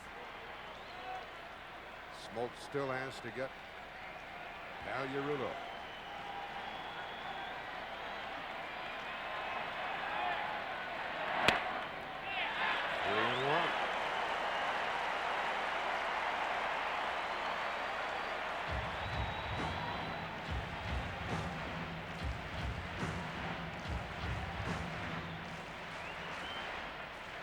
Cox unhappy with the umpire.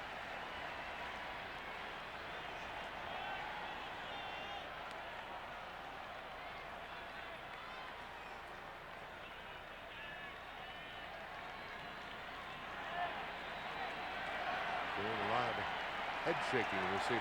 3-1 the count. To Pendleton again.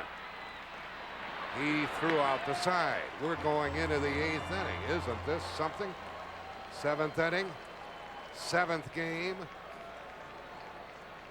No score.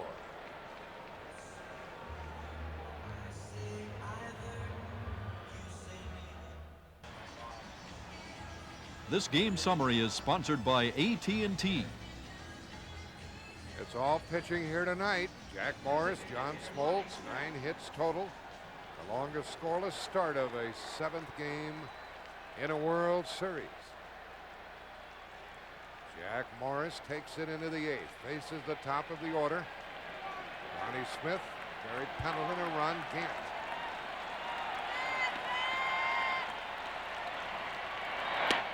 Ball 1. Smith is flied out, walked and singled. That was a bunt single in the 5th with a runner at second, 1 out.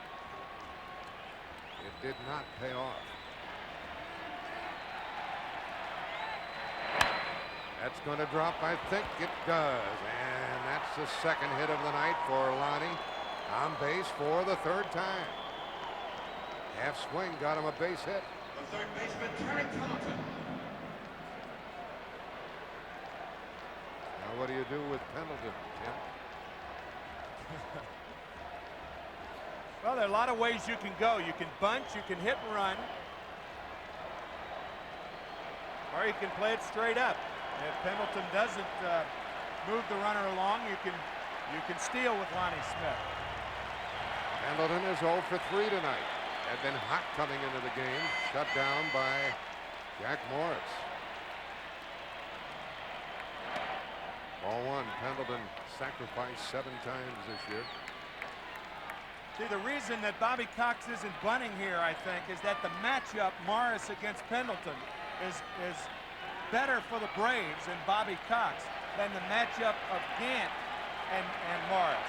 So why would you bunt your better matchup player to get to a guy who is not as good as Pendleton as far as average is concerned? Power, yes, but not average. This is the 3rd time in the game Atlanta's put their leadoff man on base. You've got the hole open on the right side with Herbeck holding the runner on at first base. Tom Kelly pointing to his head. We'll see if Harper does the same thing. I think that's the sign to throw over to first base. Pendleton took a strike. That's 1-1. We don't like the call. Well, whenever Kelly goes to his head, then Brian Harper, you saw him go to his head. And that's the sign for the pitcher to either throw to first base or to use the slide step. We've been seeing that too often during this series to try to figure it out. So Jack Morris using the slide step there. Lead off single by Lonnie Smith.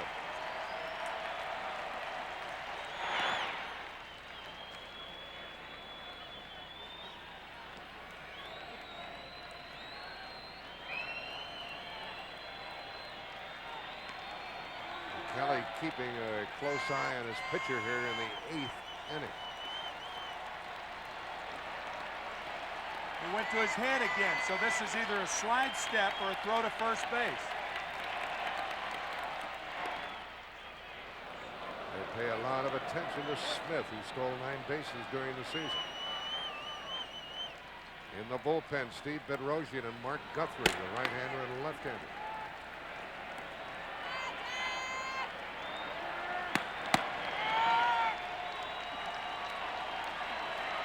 Scoreless 8th inning, 7th game, leadoff hit by Smith.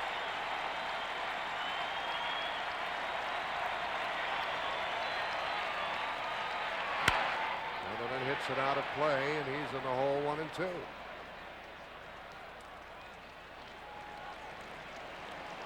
Atlanta has the National League's leading hitter at the plate.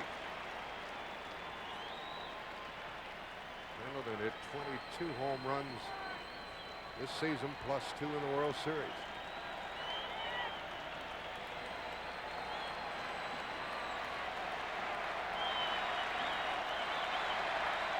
Minnesota crowd wants his strikeout.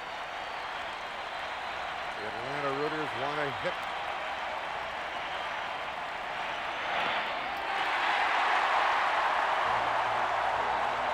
ball was in the dirt, says the third base umpire, Terry Tatum. And Pendleton's still alive on the foul tip. So he foul tipped it, then the ball went in the dirt, and then it skipped into Harper's mitt. That was the call. Let's see if it happened. Yes, good call by third base umpire Terry Tatum. Clearly into the dirt. Don Denkinger, the plate umpire, asked for help and got it.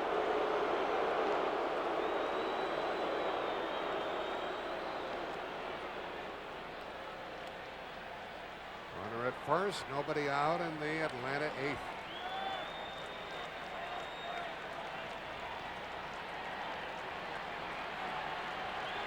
This will be the 100th pitch of the evening from Jack Morris.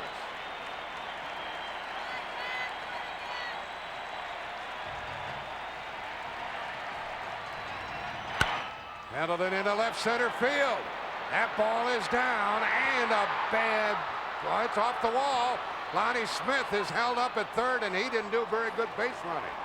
That was terrible by Lonnie. He didn't pick the ball up. He stopped when he rounded second base. He may have gone for the decoy around second. Lonnie Smith sees the ball in the gap, and look, he looked at Knobloch. You see Gagne and Knobloch combining for the decoy. Smith clearly could have scored on the ball had he been running all the way. As it was, the decoy of Knobloch and Gagne held Smith at third base. Knobloch, the one thing you don't do if you're the runner from first base, you don't look at the infielders. Never trust the infielders. Only trust where the ball was hit. Smith with a clear view of where that ball was hit, and he went for the decoy at second base. And that's why he didn't score. The infield comes in now as Ron Gant comes up. I thought Atlanta got a bad break because the ball was going to jump over the fence. They got a bad break when Lonnie did that poor base running. And we still have no score, but it's second and third and nobody out. Another chance for Gant. And he pops it out of play. Gant is 0 for 3. He left 2 on in the third. And he left 2 on in the fifth inning. He wants at least a fly ball to put Atlanta on top here in the 8th inning. And Tom Kelly goes down the line with Jack Morris.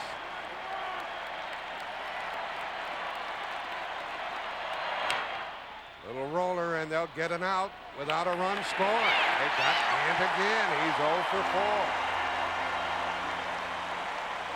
So Gant can again, but let's go back to the decoy play of Lonnie Smith running. Look at Chuck Knobloch, the second baseman, and watch him go through the routine of throwing a ball that is not there. Now watch Gagne. There's Gagne right there. He acts like it's a play too. That stops Lonnie Smith. It confuses him. He stops at second base. He continues to third, but it's too late. So Lonnie could have scored. He didn't, and now it's 1 out with runners at second and third. And Tom Kelly goes to the mound. He has Bedrosian and Guthrie in the bullpen, and he has Justice and Breen coming up. What a big out that was when they got Ronnie Gant, who is 0 for 4.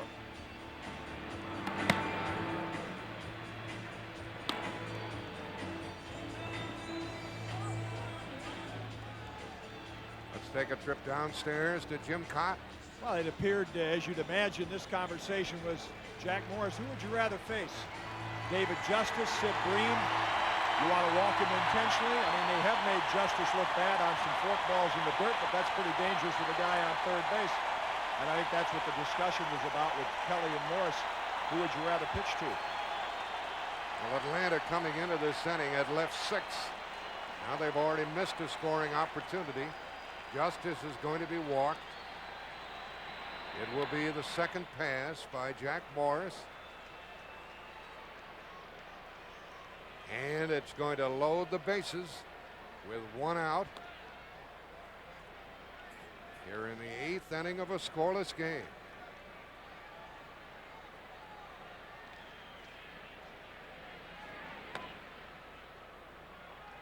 And there There's Sid Bream in the on-deck circle. He'll be up with the bases loaded and one out. Great opportunity for Atlanta. Nasty spot for the Twins.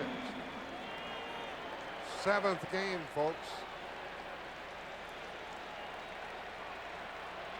Sid Bream is 0 for 3. Grounded to second, fly to left, grounded to first. And there is a Braves fan. Infielders are back now at second and short.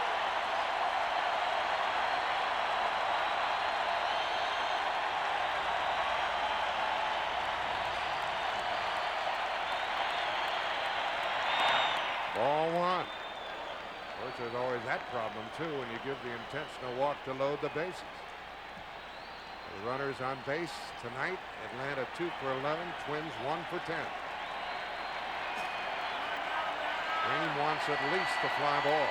Twins desperately want the double play. Good swing by Sid, and it's 1-1.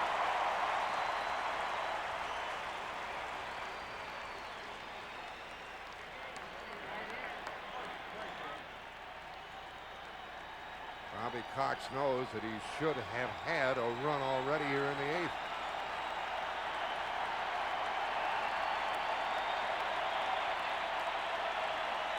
One thing Sid Bream doesn't want to do is get that 2-strike count on him with Morris in possession of that split finger delivery. A lot of pressure on Harper also if the splitter's in the dirt. Bream is in the hole, 1 and 2.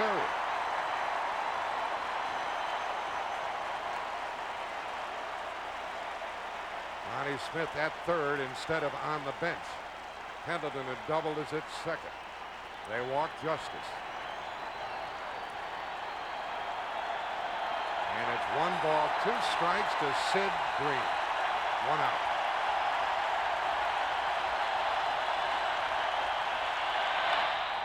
And the play is to home. Out there. Out there.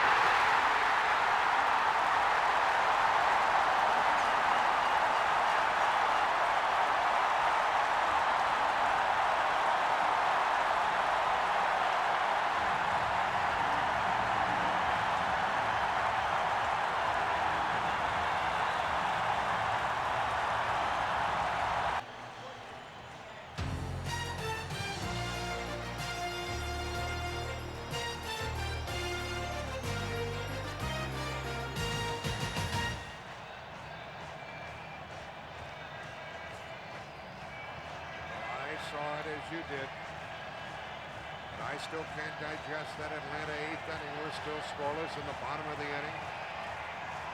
7th game of the series. Pinch hitter is up. Randy Bush. Up the middle, base hit.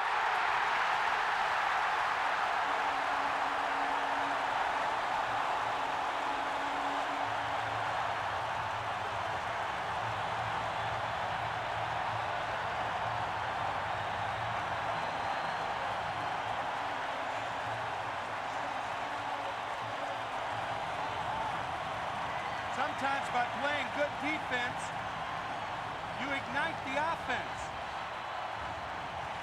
Bases loaded and 1 out. And what a huge double play this was for Herbeck. Harper back to Herbeck. That was really something, and now the Braves, by not scoring, by messing up on the base paths, have left Smoltz in a bad spot. Leo Mazzoni, the pitching coach, is out talking to John. They're going to leave him in there. We have a pinch runner for Randy Bush. That's Al Newman. Smoltz had retired 5 in a row, and Bush gets that base hit. Newman, the runner. And the top of the order is up, represented by Gladden.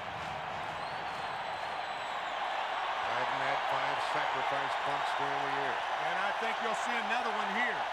He's 2 for 3 on the night. Wow, wow, wow.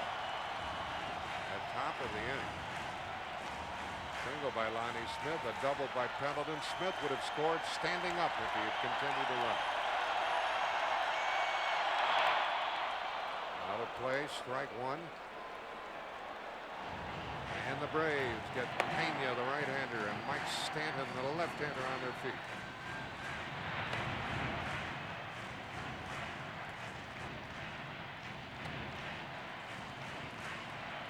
The go-ahead run on at first, nobody out for the Twins. Only the second time they've had their leadoff man on base this evening. Sid Green desperately wanted to pull the ball to avoid the double play. He pulled it and hit into the double play. After Gant had rolled out in the top of the inning. And bunts it foul again, strike two. So now what Dan Gladden wants to do is change the bunting situation into a base hit. If you're John Smoltz, on the other hand, you want to change the failure to get the runner over into an out without moving the runner.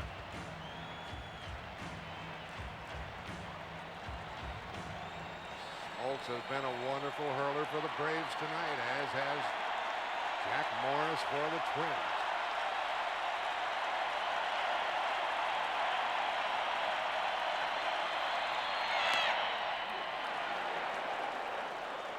One ball, two strikes. No score, home half of the eighth inning.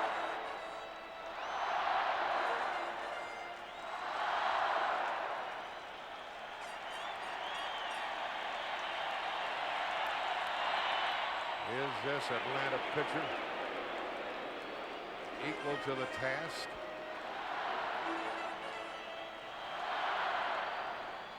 It's a tough situation.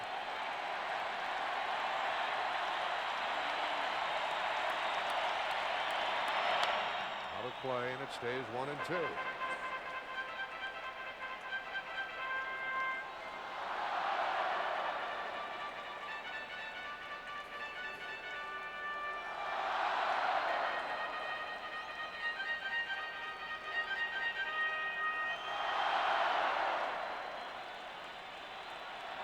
Twins at left five, hit into a double play.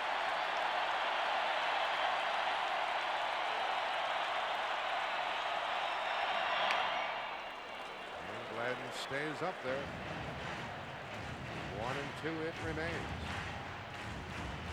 The designated hitter is Lonnie Smith, so he's on the bench as the Twins bat in the bottom of the inning. Base running gap cost Atlanta a run.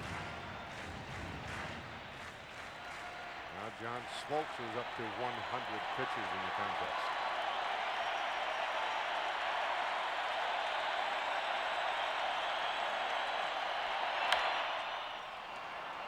Ron Gant comes to it. One out, the runner back. So Gladden fails to move the runner over. And give the pitcher credit for that.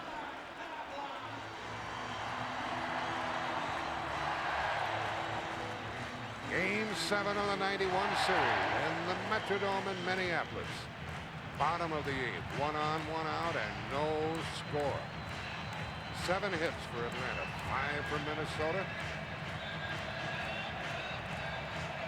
A good hit and run man is up there now in Chuck Knobloch. He has flied out 3 times this inning. Newman the runner.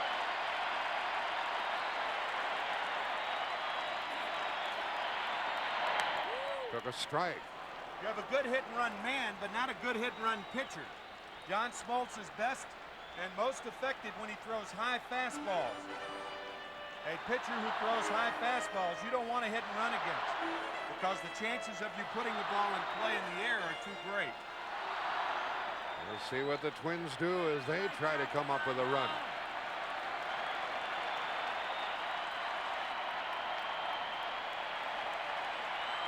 Pitch out by Atlanta, nothing shaking. 1 ball, 1 strike.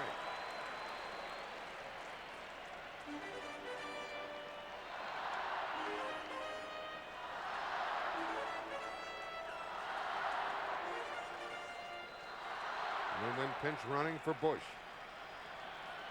He batted for Gagne. Bush did and got the hit. Now there's one out.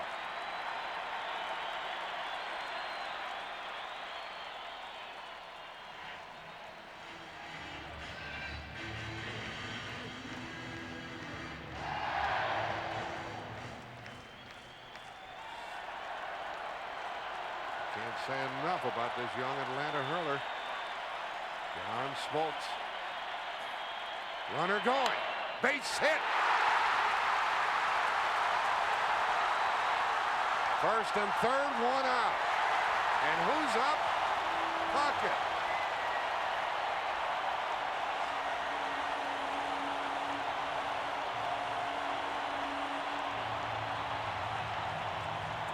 They did indeed hit and run. Newman running on the play.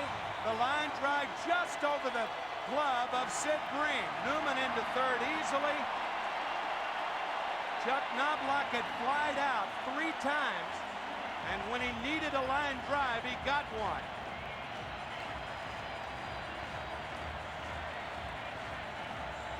Interesting situation right here. You know what would be unusual strategy? Walk Puckett and get to Herbeck. Herbeck has not been a good hitter the whole season, and if Cox goes to a left-hander, I think that's exactly what he's going to do. John Smoltz was terrific tonight, but is knocked out here in the 8th inning in favor of Mike Stanton. First and third, one out, no score. Well, wasn't this young man terrific? Took the game scoreless into the 8th inning, pitched 7 1/3, no runs, 6 hits, struck out 4, hit 1, walked 1, and gives way to Mike Stanton. Let's go down to Jim Cott. Well, Jack, Mike Stanton, according to Ken Herbeck, was as tough a left-hander as he has seen all year. Probably the most comparable Scott Radinsky of the Chicago White Sox. Well, Tim McCarver called the turn. It's going to be Herbeck up there with the bases loaded because they are indeed walking Kirby Puckett. You talk about brassy for Bobby Cox. I'm telling you, this takes a lot of guts right here, but consider the reasoning. The way the Braves have been swinging the bats, Bobby probably considers one run, you know, that's going to open the floodgate. One run's going to win it. So he's playing it like the bottom of the 9th instead of the bottom of the 8th. Ken Herbeck has struck out 3 times against Mike Stanton. And that gives you an idea of what Jim Cott was talking about, and that's why Herbeck doesn't like to face Stanton, but here he is facing him in the most important situation of the series. Interesting battle right here is that Stanton has been running that fastball in on Herbeck, and the way he handled Radinsky was he was patient and got a pitch away from him. He'll be trying to hit the ball to left field there. Fastballs inside and sliders away. Stanton to Herbeck. Well, it doesn't matter who you're rooting for. Isn't this wonderful? No score on the bottom of the 8th. Bases loaded, one out. Here in Game 7. Infielders back at second and short.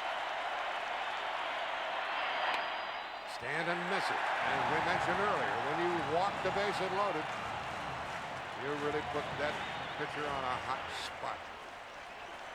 Herbeck hit by a pitch, 0 for 2. Wants at least a fly ball. And he hits it foul, 1-1. Stanton wants the strikeout, pop up, or double play. Al Newman, the runner at third. And Chuck Knobloch down at second, and they walked Kirby Puckett. Herbeck is 0 for his last 15, 0 for 8 with runners in scoring position in the World Series. Ball 2.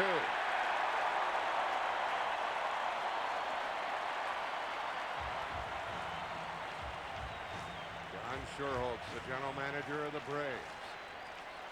Sweating out his pitcher Stanton, and Herbeck can look for something to swing at here.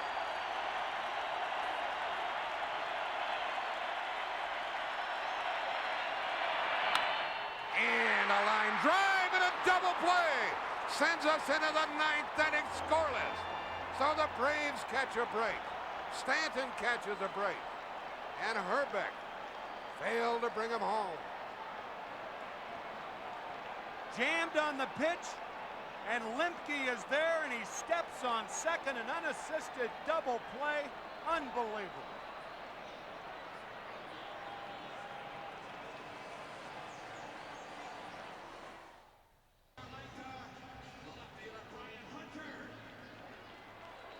Hasn't this been, and isn't it, magnificent?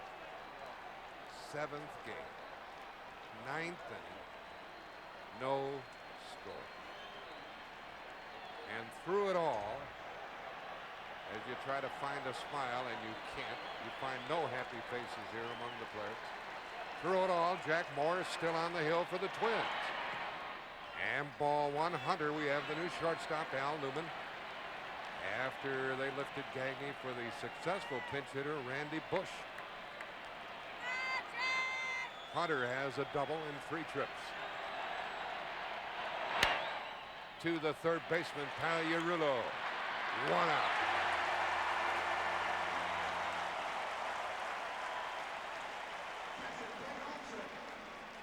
Once again, Morris maintaining his velocities, so Pagliarulo stays off the line and makes the play. Tell you, in that double play, Chuck Knobloch breaking at second base. A third base coach reminds the guy at second to watch the line drive, but you really can't fault Knobloch on that play. Now it's Olsen. He's 0 for 3. Newman gets it.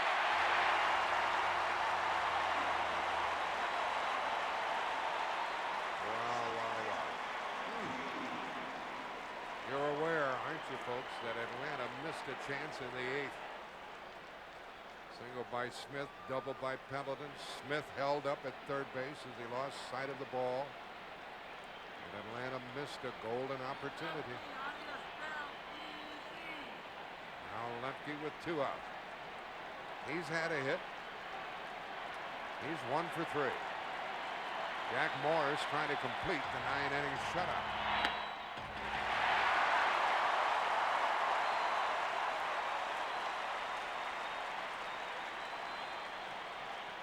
If Lemke fails, the Braves can only win in extra innings.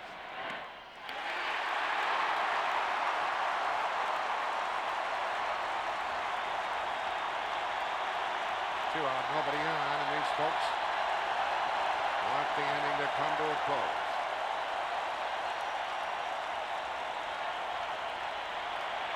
Morris has walked 2, 1 intentionally, struck out 6.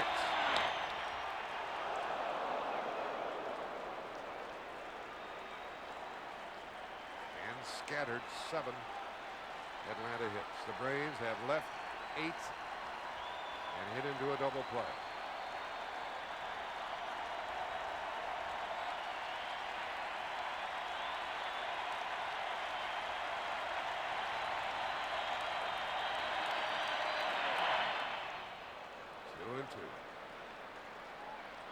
This is a fantastic game. Jeff Blauser moves on deck. He'll bat for Belliard if Lemke is able to get on.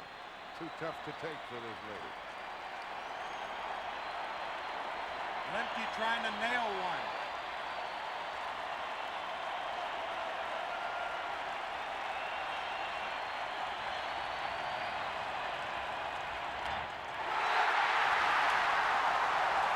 Minnesota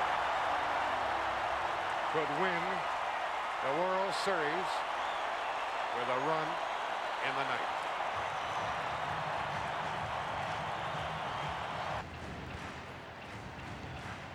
Chili Davis, Brian Harper, Shane Mack will try to win it for the Twins in the 9th as they bat against Mike Stanton. Stanton came on in the 8th and got a line drive double play. Davis is 0 for 3. He was whacking away trying to turn out the lights. He is struck out, flied out, grounded into a double play. That was while the remarkable John Smoltz was on the hill.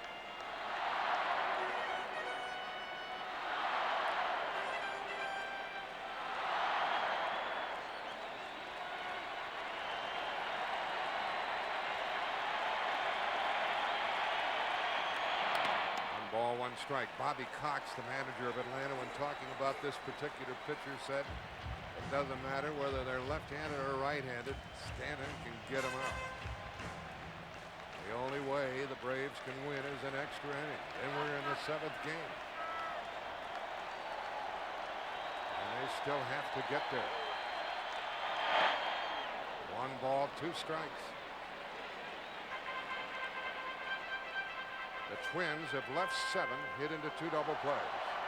The only 7th game of a World Series that has been won in the bottom of the 9th inning. Bill Mazeroski's home run back in 1960. And that was also the only World Series game, or the only World Series to end with a home run. Chili Davis pops it foul. 1 ball, 2 strikes. We've had a 12-inning game. We've had an 11-inning game. How about Jack Morris?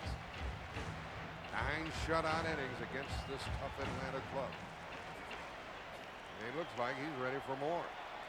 Nobody's warming up for the Twins.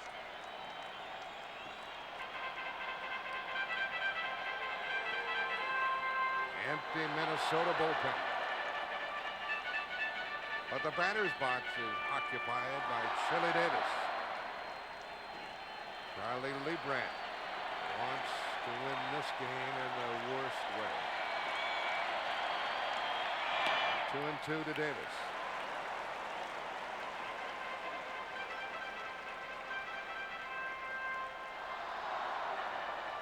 The Twins have 6 hits. They've been given 2 walks, and they've had a hit batsman.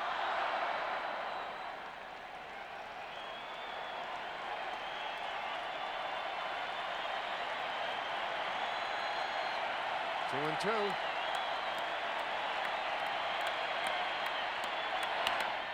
Out of play off the bat of Davis. To be followed by Harper and Mack.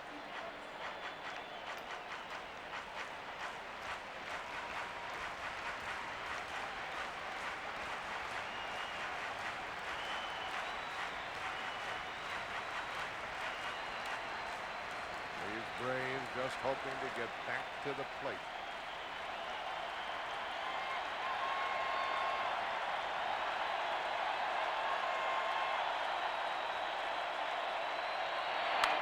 Out of play again by Chili. 2-2 to the leadoff hitter.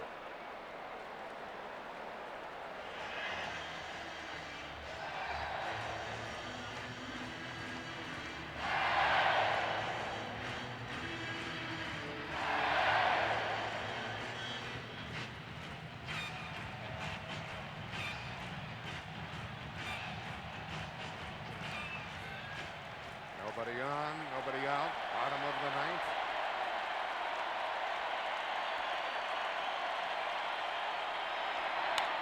Out of play again. Tim, how about that walk again by Bobby Cox? A lot of guts, didn't it? First and third, 1 out. Kirby Puckett, the batter. Mike Stanton into the game, walking Kirby Puckett intentionally. And Ken Herbeck lining into a double play unassisted to Mark Lemke. He didn't hit it well. Hit it off the fist. And speaking of off the fist, that is what Chili Davis has done. Mike Stanton has thrown some nasty fastballs in on the hands.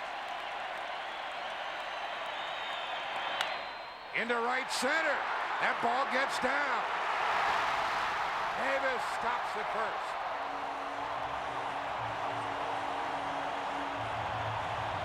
Chili almost missed first base, rounding the bag. But he's going to play it cautious anyway. The outfield was deep to prevent the extra base hit. But watch how close he comes to missing first base. Matter of fact, I think he did miss it. And that, you know, it was very close. He may have touched it with the side of his foot. But I think that's why he went back. Watch. Enough to make him feel uncomfortable, I'm sure, and so he retraced his steps. Now we have a pinch runner. We have a pinch runner, Jarvis Brown. Here it is right here. Watch Chili Davis right there. Did he touch first base? I'll tell you, it was too close for him to try it and go to second base, and I think that's why he came back. And the batter is Brian Harper. And Jarvis Brown gets back. Jarvis Brown, #1, is carrying the winning 1991 World Series run if he can circle the bases. Harper is 1 for 3.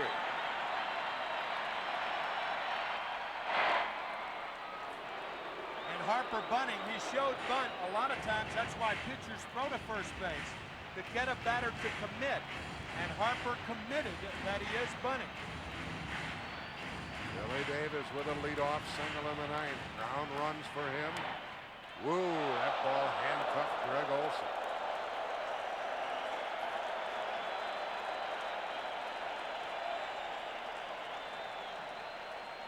This ball almost got away from Olson. A high fastball almost took his glove off. Stanton throwing awfully hard.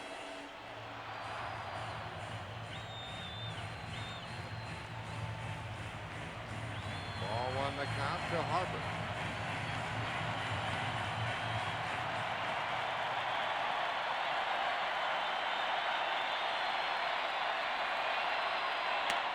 So they switched off and gave him a swing at that fastball, 1-1.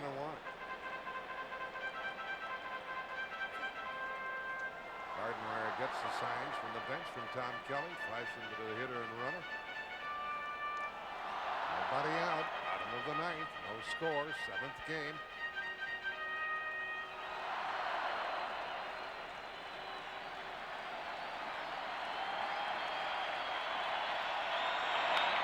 And bunted well. It's a base hit.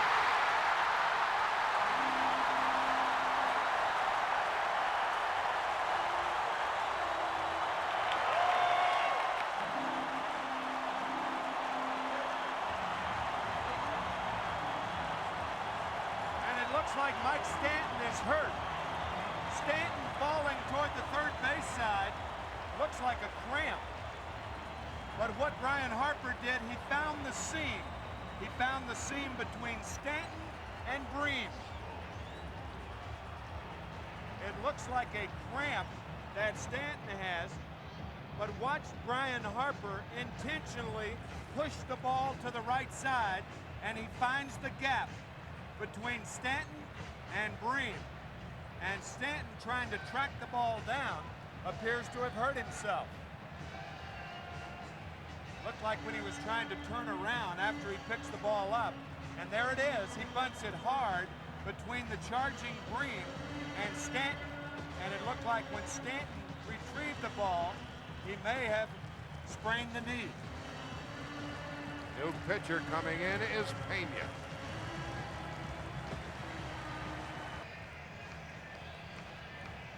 What a game, what a series. Tied 3 games apiece. Game 7. Runners at first and second, nobody out, and Alejandro Pena into the game in relief of Mike Stanton. And how are the Twins going to play it? Pena worked 2 innings last night with 2 strikeouts. One would think you're in a must-sacrifice situation, but are you? Mike Pagliarulo, the next batter. If Mac bunts successfully, then Pagliarulo is walked, and then you have Al Newman, who is in there as the shortstop. You have 2 left-handed pitchers, pinch hitters left, Paul Sorrento and Gene Larkin. Let's see how Shane Mack plays it with 2 on. And a foul bunt, strike 1. Mack is 1 for 3.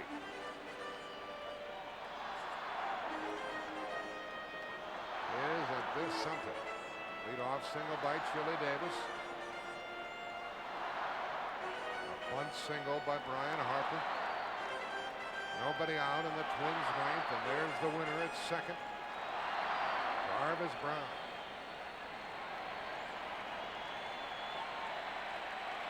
Alejandro Pena has some work to do.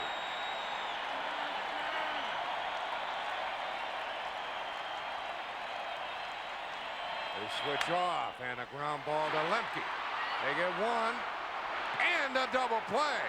The runner ends up at third with 2 out. Lemke and Belliard pulled it off. How, you might ask? How? Tom Kelly going away from the squeeze or the bunt, and look at Lemke back to Belliard to Breen. The takeout slide by Brian Harper unsuccessful, and a remarkable double play turned by the Braves. What a pivot by Belliard. Unbelievable. Now Tom Kelly had his strategy backfire, and now they're going to walk Al Yerullo. I think Tom Kelly putting the hit instead of the bunt on, thinking that with Breen charging, that's going to leave the right side of the infield vulnerable. It did at first base, but not at second. Lemke read it all the way. They are going to walk Al Yerullo. Al Newman will be due up. He is being called back.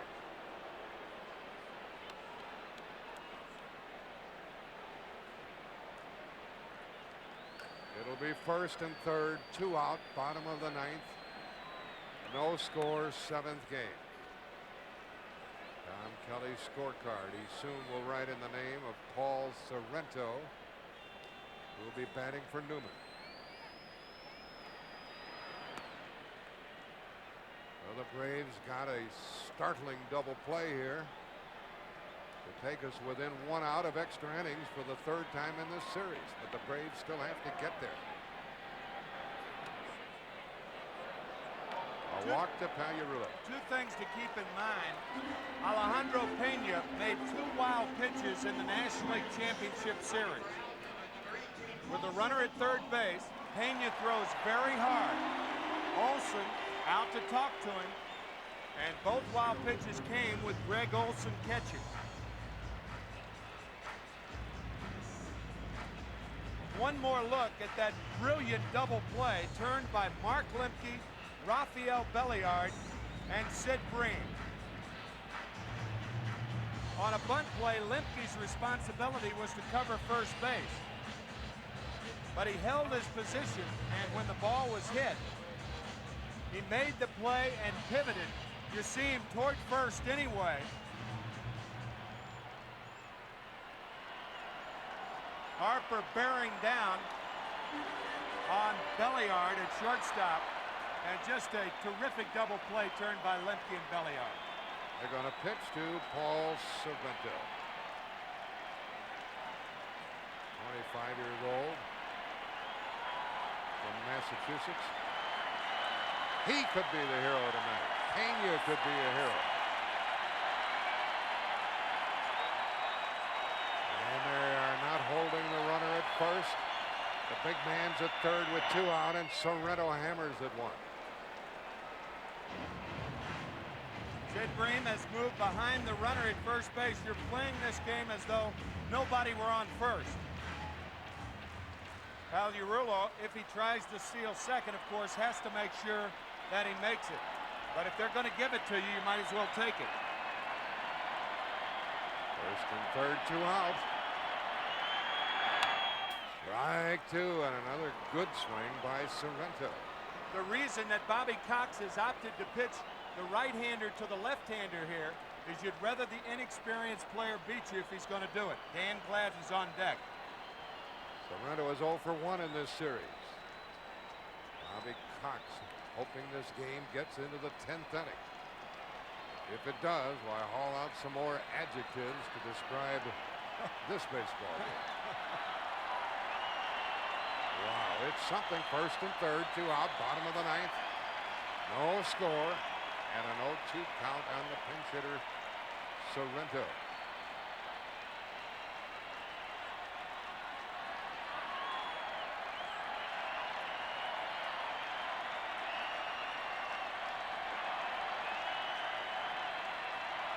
Runner going, 5 foul ball. Pagliarulo was running unmolested off first.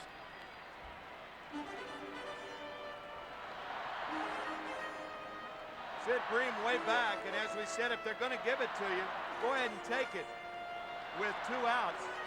There's not even going to be a play at second base anyway. Both infielders, actually all 3 infielders, the shortstop, second baseman, and first baseman, playing as though there were no runner on first base. The only run that counts the runner at third, of course. Sorrento's been getting his swings, I'll say that for him. Count still 0-2. Runner going. Ooh, and another nasty swing by Sorrento. That ball up a bit from Pena, but tough to catch up with it.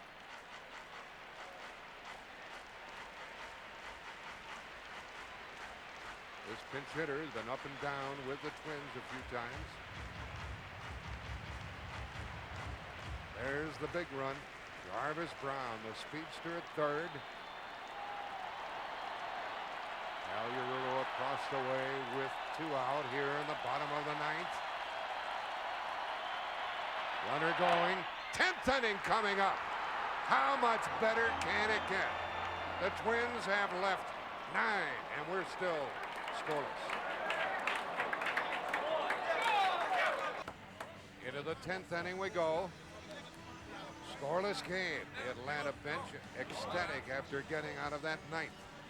And it should not be a scoreless game. I mean, if you go back to the 8th inning with Lonnie Smith on at first base, he went for the decoy. You see Chuck Knobloch, the second baseman, throwing a ball that wasn't there to Greg Gagne. Gagne acting like he's completing the play. I think what happened is Smith lost vision. He went for the decoy, and then he looked up and tried to pick the ball up, and all he saw was white handkerchiefs in left center field. He couldn't pick it up. Therefore, he stopped. He stopped too long. Had he kept running, he scores the only run of the game, and the Braves win the World Series in a game stocked full of strategy and anti-strategy. In the bottom half of that inning, Mike Stanton in after he walked Kirby Puckett with runners at first and third. That's right, first and third, and Herbeck lines one off the handle to Lemke, and Lemke steps on second. What a bizarre 8th inning that was. Then in the Atlanta 8th, Sid Bream hit into a double play with the bases loaded. Atlanta's left 8 hit into a double play. Minnesota's left 9 hit into 3 double plays. And this is Jeff Blauser to pinch hit, and Scott Leyes plays short for the Twins. He's playing short, and that's not an unusual position for him. Jack Morris still pitching. And a foul ball. Harper can't see it. And he caught it. He didn't know where it was, but he caught it. Blauser batting for Belliard. He didn't know where it was when it was going up, but he found it coming down. Watch this. And he plays here every day. He's saying, I don't see it. There it is. Got it. This is the first time since 1924 that a World Series 7th game has gone into extra innings. Isn't this something? Lonnie Smith is up. He's had a walk and 2 singles. This is the 3rd extra inning game in World Series play. In a 7-game series, there have never been 3 extra inning games. Game 3, game 6, and this one. 1-1 to the Atlanta designated hitter.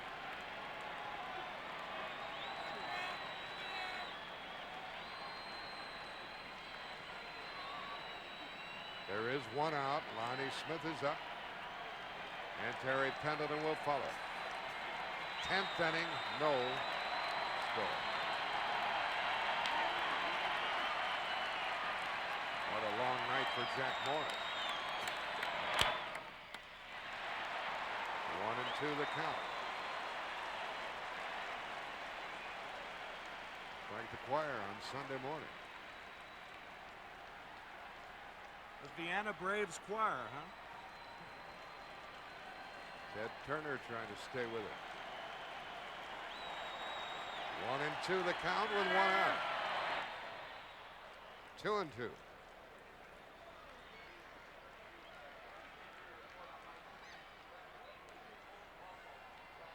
Connie Smith has 3 World Series home runs.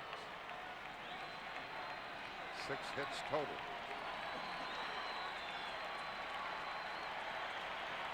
Jack Morris has struck out 7, walked 2, 1 intentional.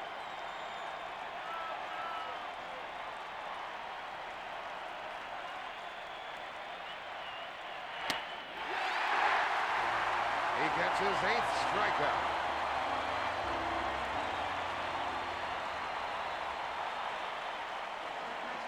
To have maintained the velocity on his fastball through 9 2/3 innings.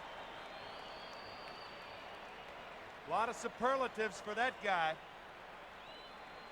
And a lot of horses on both sides, but just watch Jack Morris work. He is a war horse, that guy right there. Beat Toronto twice. Won game 1. Pitched in game 4. No decision in that one. Takes the 7th game into the 10th inning with 2 outs. Pendleton has a double. It should have been good enough to drive home a run in the 8th. This is the first time since 1989 that Jack Morris has gone more than 5 innings. Alejandro Pena likely to have to go out there in a scoreless game in the bottom of the inning. That's up to Pendleton.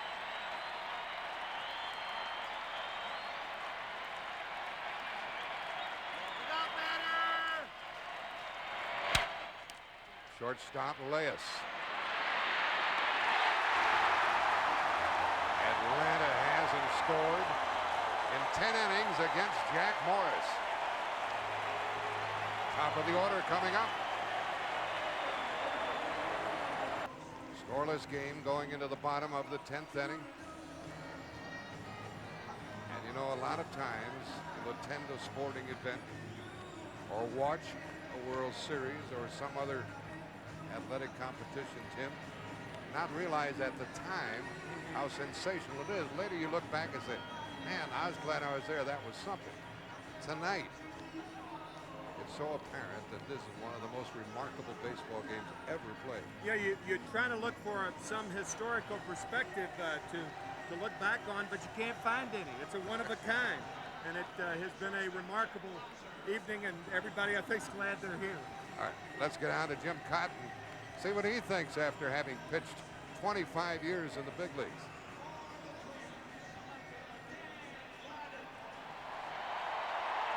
We're really going to enjoy what this is.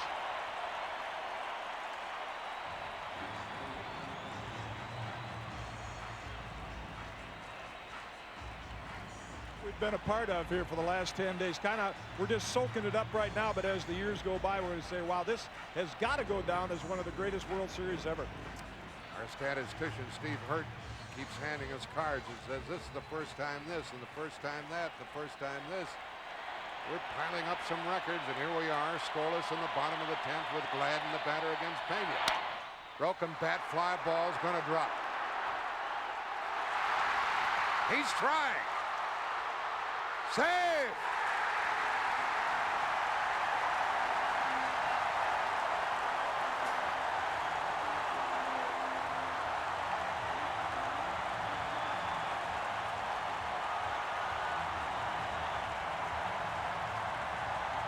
A broken bat, trademark shot over the glove of Brian Hunter, retrieved by Gann, and Gladden never slowed down.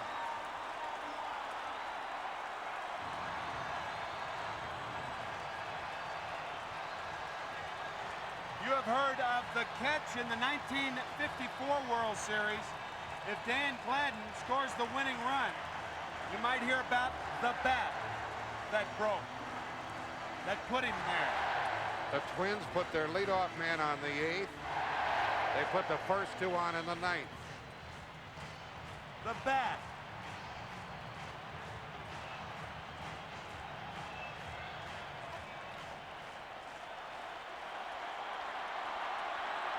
And these Twins are in great shape because their batter Chuck Knobloch is an opposite field hitter. He's had 1 out of 4. The odds are pretty good of him moving the runner to third or driving him home.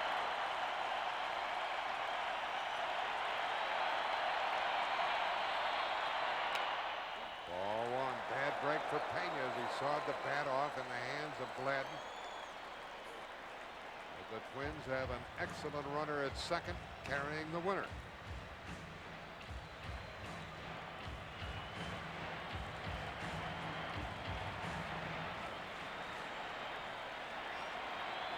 He's a rookie, folks. At the plate with a winning run at second. Is he still bunting?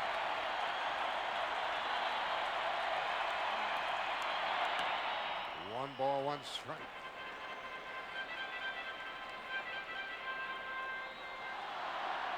And a bullpen finds Jim Clancy and Kent Merker warming up.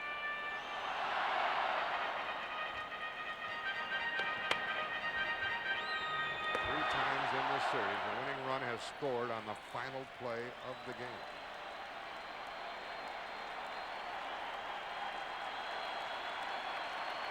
Gladden the runner, nobody out. Going to take another miracle for the Braves. Knobloch bunts, Pendleton goes to first. Lemke took the throw. There's the winner at third base, 1 out.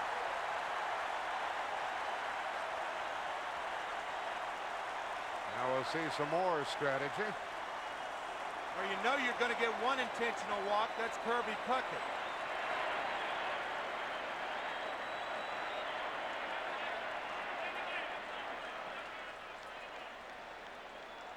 And the bunt, a successful one.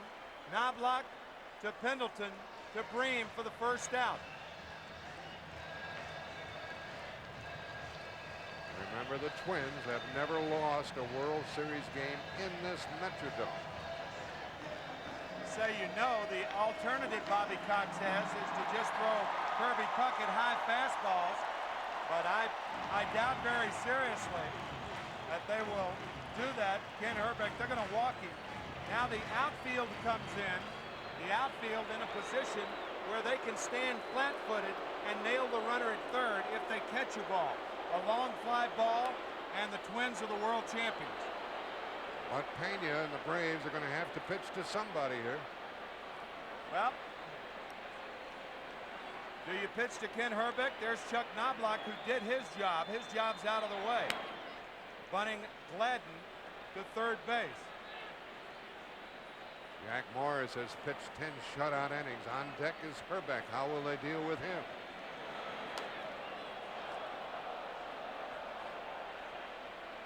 Jim Cott, what's going on where you are? Well, it wouldn't surprise me to see him walk Herbeck also, because Jarvis Brown is now the designated hitter, and the last left-handed pinch hitter, Gene Larkin, has a bat up the runway.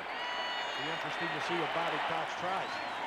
First and third, 1 out with a walk to Puckett. If you pitch to Herbeck, do you try to pitch him inside where he's vulnerable? Remember, Pena struck him out in last night's ball game after hitting with a fastball inside and then going away twice. Herbeck is vulnerable inside, but they're going to put him on too. And it looks like Gene Larkin is going to be the pinch hitter for Jarvis Brown. This will be the third intentional walk by Pena since he relieved. Here are these Atlanta Braves. They'll be in a spot with the bases loaded, 1 out, scoreless game, bottom of the 10th. They chased the Dodgers. They caught them and beat them by a game. They chased the Pirates and beat them in the 7th game of the playoff. They went home and beat Minnesota 3 straight games to get out of the hole. Now they're only a fly ball away from being the runner-up. But don't discount Pena. And the batter will be Gene Larkin. More from Jim Cott. Well, I don't know if Bobby Cox is aware of all the injury problems on the Minnesota roster, but Gene Larkin, can almost see him limping up to home plate. He can swing the bat, but he cannot run, so very vulnerable to a double play in this situation.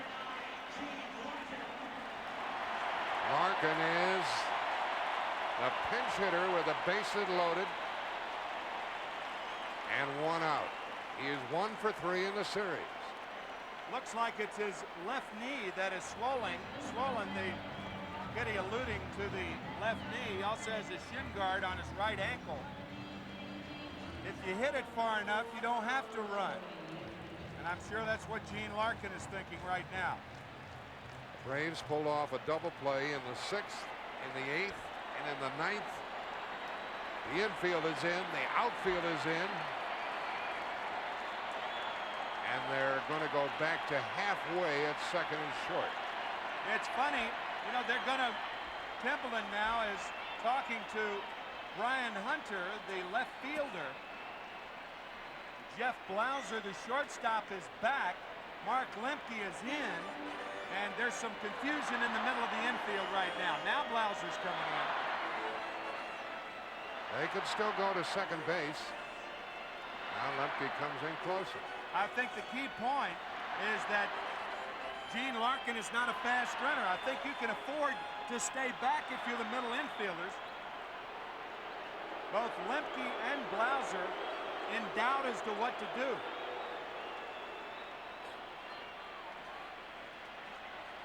Minnesota bench hoping to get this winning run across here in the 10th. It's carried by Dan Gladden III. Base hit loaded, 1 out. Infielders are sort of halfway at second and short. Pena in a jam. The Twins are going to win the World Series. The Twins have won it. It's a base hit. It's a 1-0